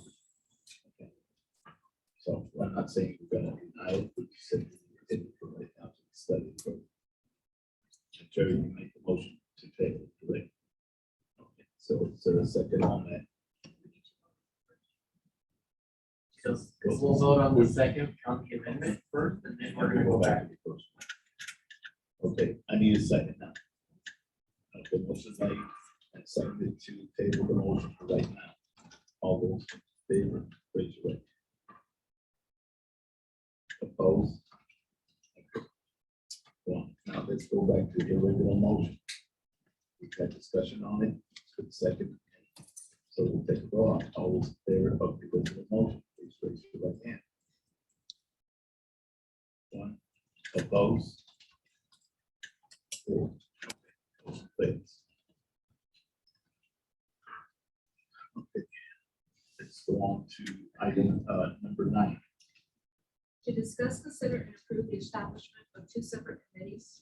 For A, to determine the process for city boards and commissions, and B, to update the city council rules and procedure to the Alpine Code of Ordinances. These were 2 issues that had been discussed prior.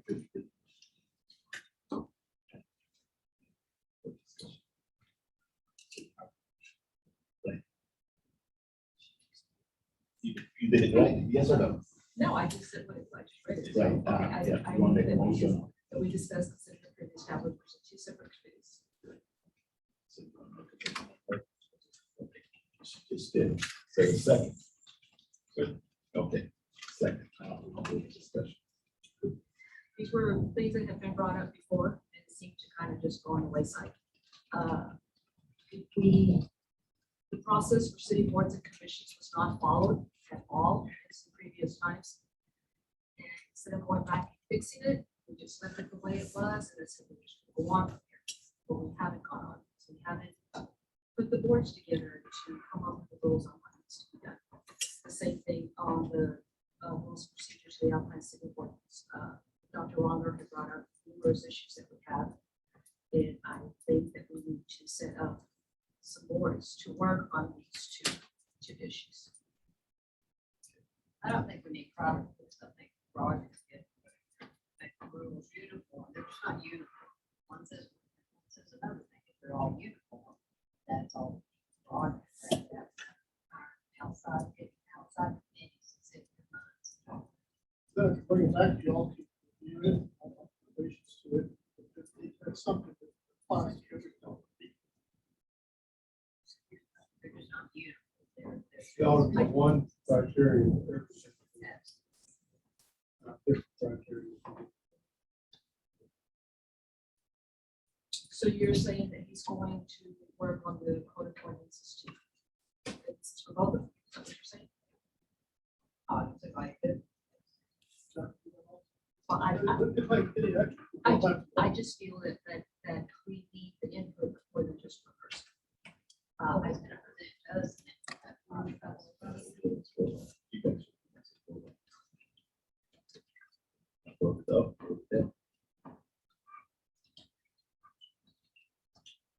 Okay, any more discussion? You really don't need your lawyer to do your city boards and commissions. You don't need. Please step up to the Okay, podium. okay. Governor, 1-3, you really don't need a lawyer to do your boards and commissions because there's only 2 of the boards and commissions that have a different way of putting somebody on the council. All you have to do is make a motion to have the same thing on all of them in order to put them before the council. That doesn't need a lawyer. On the second one, city rules and procedures to the Alpine Code of Ordinances, I think you really do need a lawyer for that. Because I think you need input from maybe the council and And for the people, I would be very interested in being on that board. I have a background that can help with that. There's obviously a little bit of tension going on with the council and the attorney. There's also, excuse me, it's very visible. And I don't- But I think that there needs to be a little bit of written understanding of what's going on. Because there are things that are not being done correctly. I mean, there's a lot of things, Robert's Rules of Orders, that y'all really are not doing correctly. I mean, those you're doing in executive council, last week, when you put your police chief in, y'all have every right to do that, but it's against the Open Meetings Act for you to do that.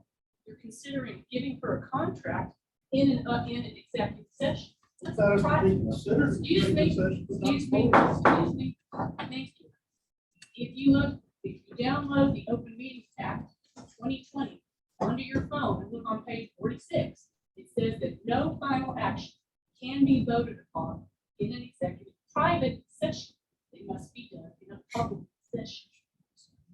And that's what we discussed it in executive and then we bring it up to public to vote on it. You have a And- police chief, and- you have not okay, brought out. Okay, now, in the police chief, he asked that it be taken out of executive and it went into open session.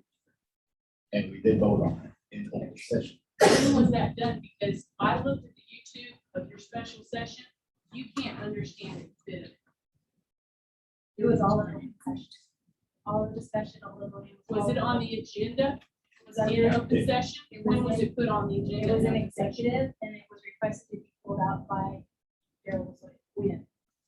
At the beginning of, Right, before they right, even went but into before executive. they go into executive session. Okay, that was supposed to be in the agenda, under an open session before you did it, because no one knew that was gonna happen. That's not correct. If there's an item listed to go into executive session with personnel, person with the object of that item, such as a police chief, then requested it be discussed in open session. And that's what happened. It was discussed and voted on in open session. Do you not have to list all items in public that will be discussed in public session? Every executive session item says that we discuss executive session, come out and take action, public session. It's all legit. When was it on the agenda? When was it written on a published agenda? Can we get back to the action item? The action item for the appointment of the police chief. Okay. I think you need a counsel. I don't think they need to pay to have an attorney. Thank you, And Sarah. I do apologize for started as far as contention, and I will clarify for everybody that there is no contention with anybody but myself and the city attorney. And I apologize. The rest of the council, it is very much for him. And contention is just between himself and I. The rest of the council is not. Any more discussion?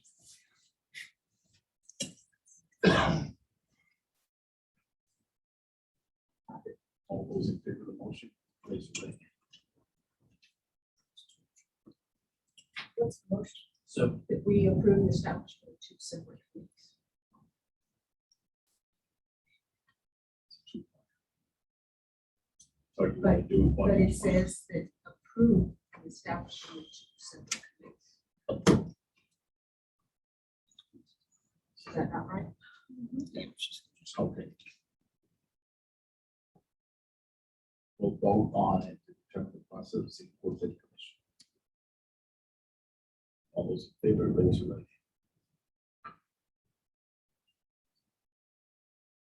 hand. 3, 4, and opposed. 2. Motion carries. Okay. Item B, to update the city council rules of procedures to the code of ordinances. All those in favor, raise your right hand. 1, opposed. Oh, come on. Motion carries. Okay, item number 10. And that's.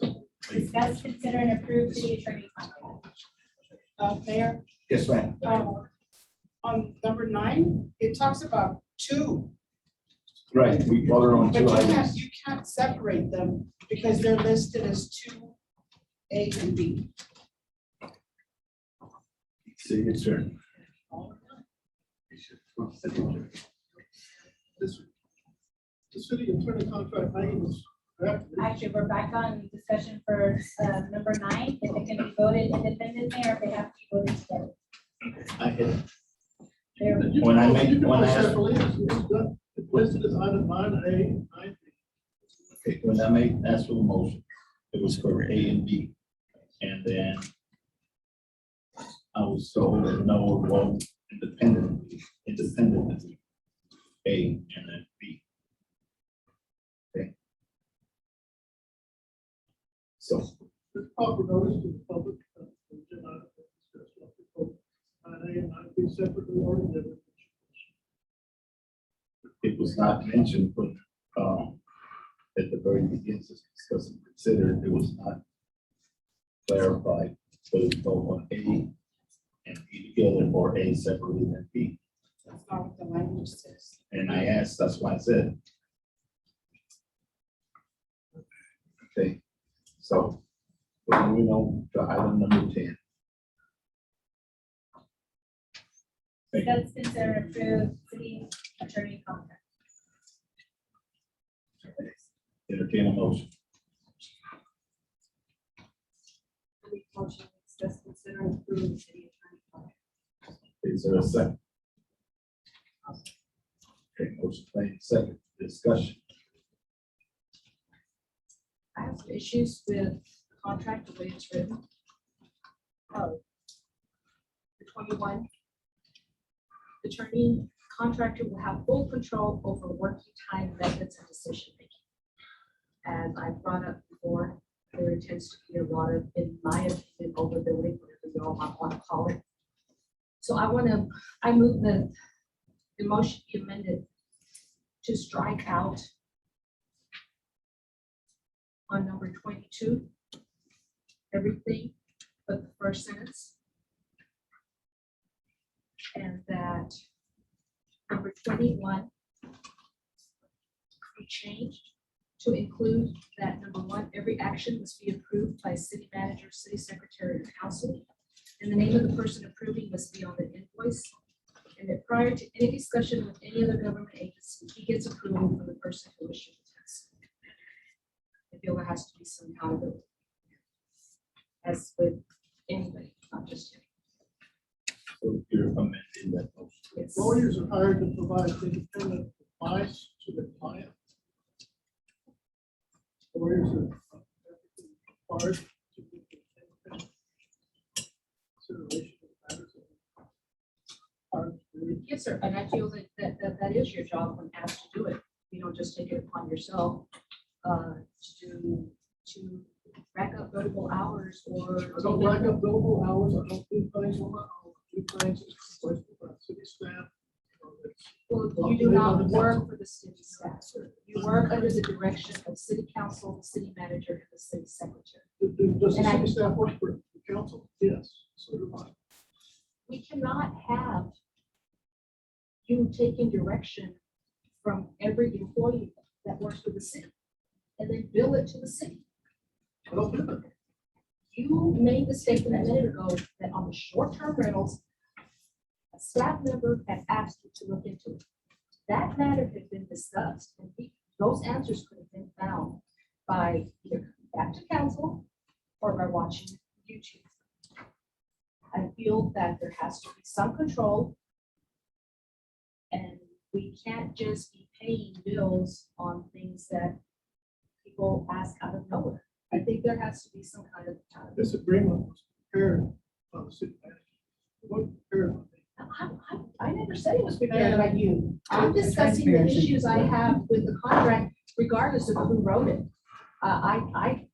If you want me to address it to Megan, I have issues with the contract, the way it's written up, and I would like to see the changes that I have. Can't have a contract where the lawyer can't do anything independent. Oh, you can work independently all you want on items that Because- are Because then you're brought to saying, you by city council, the city secretary, and the city manager. I have no issues with you working independently on something that you are given a task by the people that you work under. There's gotta be accountability, Ron. You can't just decide. If a task is issued by any of the city council members, the city secretary, the city manager, I have no problem you billing the city for 60, 72 hours. Whatever the My case. city attorney would have things like, oh, I did 8 hours of work. No accountability. We're not discussing, You didn't have a problem with that. we're not, Why don't you have a problem with that? we're not discussing the previous attorney. We're discussing you and this contract. Because you have personal issues with No. me, you're trying to make. No, I'm not, Rod. Sure. The issues that I have here, I had with you last year. I Personal feel that issues. there has to be some, I can't just get up and do things just because of the city council, remember?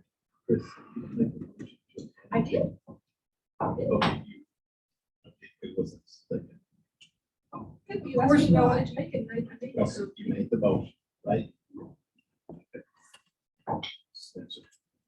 Okay, you made the motion. It's to amend the original motion. Okay. You need a second.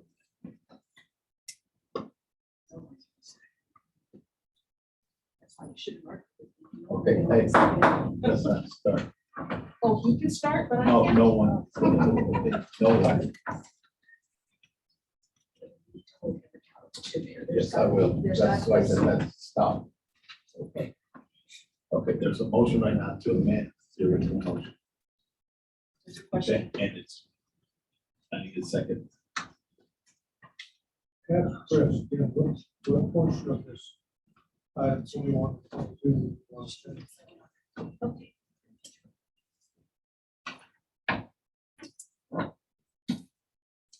Point of order. Yes. You don't have. I can't hear you, ma'am.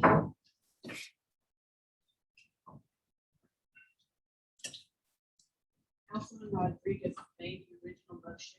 She can amend her motion. Right, then, that's You what I don't asked. vote on her amending her motion. You vote on the amended motion that she made. Right, and that's what we're doing. But you don't need a second to amend her motion. You vote on the motion that she made that was amended. You vote on that motion. You don't need a second to amend her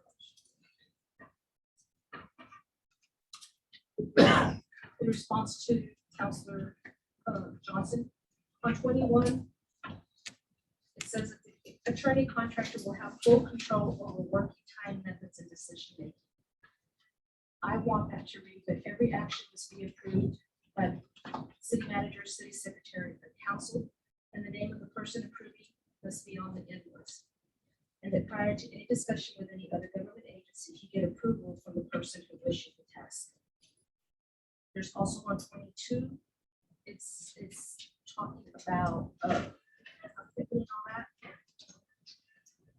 The attorney uses his personal equipment. So I don't feel that there's a need for anything after the first sentence.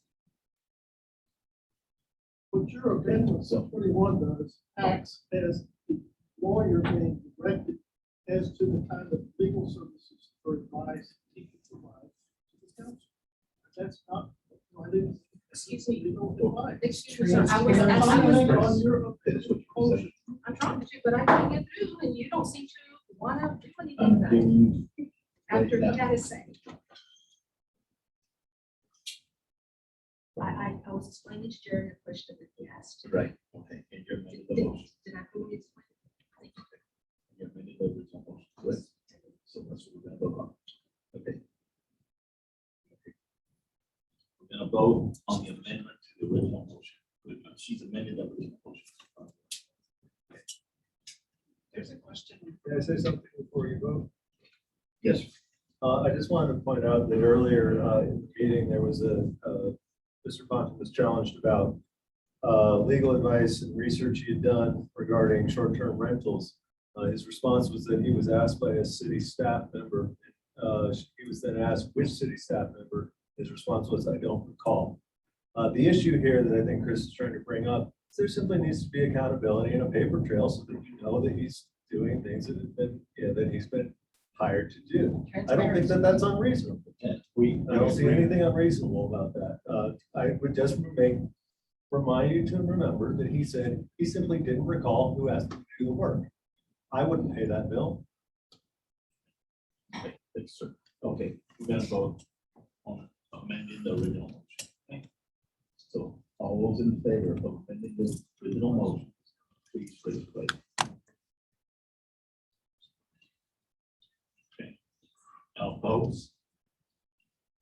Two. Okay, so the motion is amended. Okay.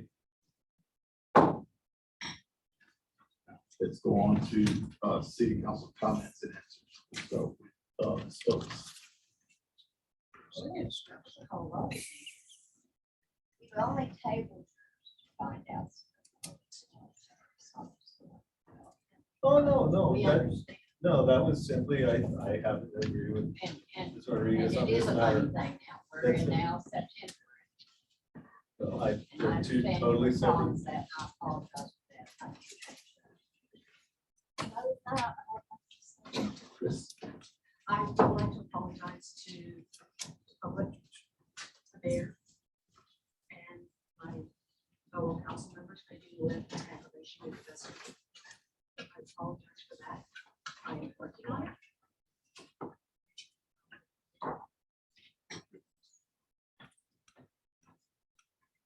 Steve. Okay. Then we're gonna be going into executive session. I would like to Well, move yeah. that I would like to make a motion. That Well, let's take it. Okay. In that work.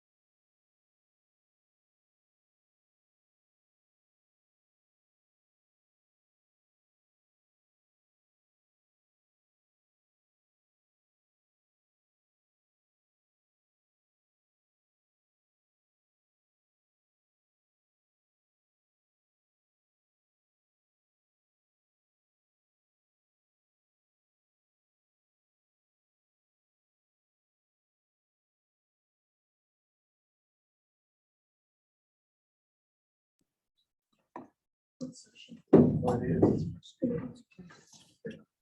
Okay. If we took a break in regular session, now entertain a motion to get out of the regular session. Okay. So I need a motion to get out of the regular session. Is there a second? Second. Okay, all those in favor, raise your right hand. Okay, what time is it right now? 24. Okay, say 24. Now I'll entertain a motion to get into executive session. So you're not, hold on. Is that- Question. So you're not gonna address my motion to. What? Yeah. I did right before the break. You told me, you know, Oh, okay. Okay, thank you. Make the motion. I think that we, this action, this item out of executive session and move it to the regular session. Is there a second?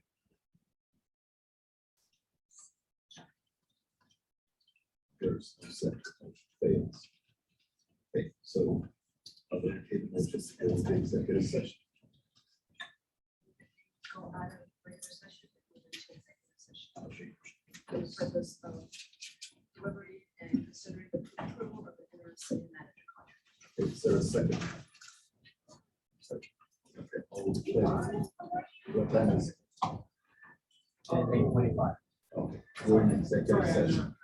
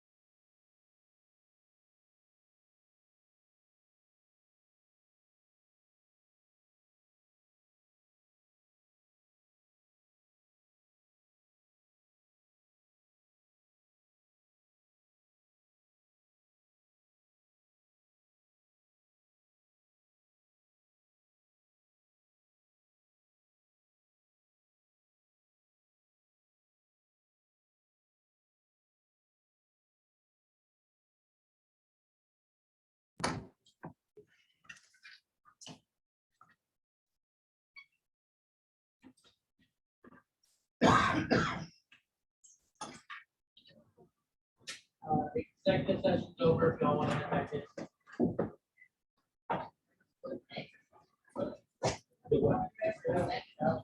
You understand what all the protocol. I actually read. What is that?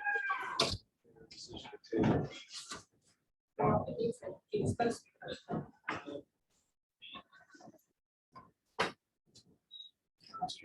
be.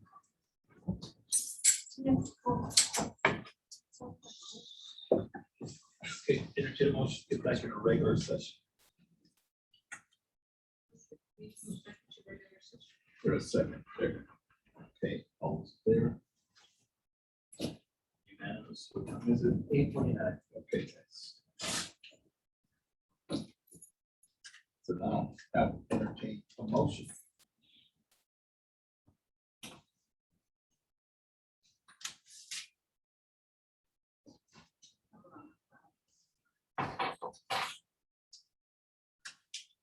I'll make a motion that we approve the interim city manager contract with the amendments discussed. Sir, second. Okay, discussion. Oh.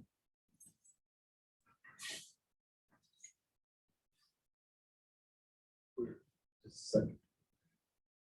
I would just like to say that I did have the intention of coming back out of executive session and discussing the terms of the contract. But I've been told that that would not be right as the contract has not been amended and it's not in the right language. So, any more discussion? Okay, Karen.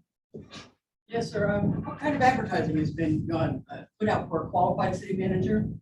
And how can our chief finance officer be our city manager too? Isn't that a conflict of interest? Okay, she will hire an individual to do the finances. And Taking that out of her hands. so what kind of advertising are we putting out for qualified city manager? We got one. Okay, we're gonna vote on this right now. Okay. Yes, sir. And when did we receive this contract? You guys, Okay, that's what we're working on right now. you're working on receiving it, or I said, when On did the you receive contract. it? We're talking about the contract. Okay. So what I think I heard was that you're going to approve the contract tonight as amended. That was the motion. With the amendments we discussed. However, you're not willing to share what the contents of that contract are, nor the amendments with the public prior to taking the vote. That's what I think I heard. And that seems like a total lack of transparency.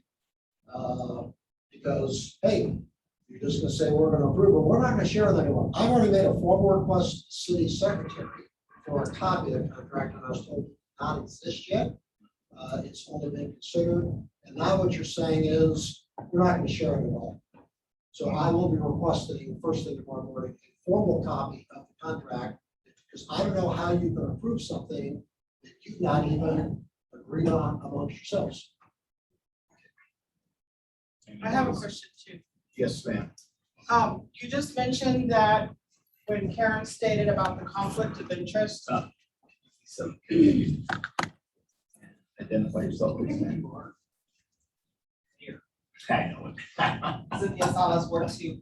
You just mentioned that when Karen asked about the conflict of interest as the finance director and the city manager, and you stated that she's going to find someone to do the finance. Right in the advertise. Okay, so she has officially stepped down as the director of finance, Right. taking the city manager contract. Depending on the vote. the city, on the council.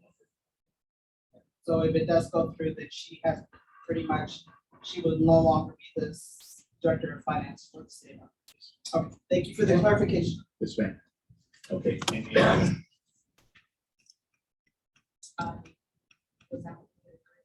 It's without going into what was done in executive session. I believe what you just said is different than what was agreed in executive Please session. clarify that. It would be hiring an assistant to We handle the finances. She's appointed the interim city manager. For the first 3 months, she will hire assistant and Right, so Executive is, assistant. right, so There's only two is, people. since your question, it will not be a finance director, it will just be an assistant to help her with her duties. So is that not a conflict of interest? Because previously, the director of finance reported to the city manager. And with this position now, the director of finance has no one to report to. But she is the city manager. The assistants. No, the director of finance. We won't go to the city manager the same way. They can work with it. So there's not going to be a director of finance. There will be an assistant. So what Rod says is not right, because we don't have, we're not gonna have a CFO. finance director. So you won't have a CFO. And then there'll be a job description put in for the assistant, since there's not one in place now, correct? I just want. Yeah, no, so you're fine.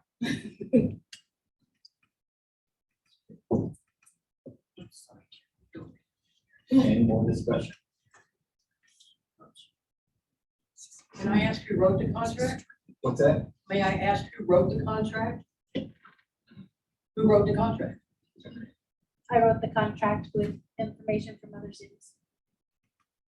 And when will it be available and completed? I'd like to update the two required amendments so that it doesn't get looked at incorrectly. I asked when. If it passes, it'll be available. Right now, it's on the table for action. But you're not willing to share it tonight. Talk about lack of transparency. Okay, I'm gonna go ahead and call for the question. All those in favor of the motion, raise your right hand. All those opposed? Okay. Motion carries, one opposed. Oh, I get that job. Okay.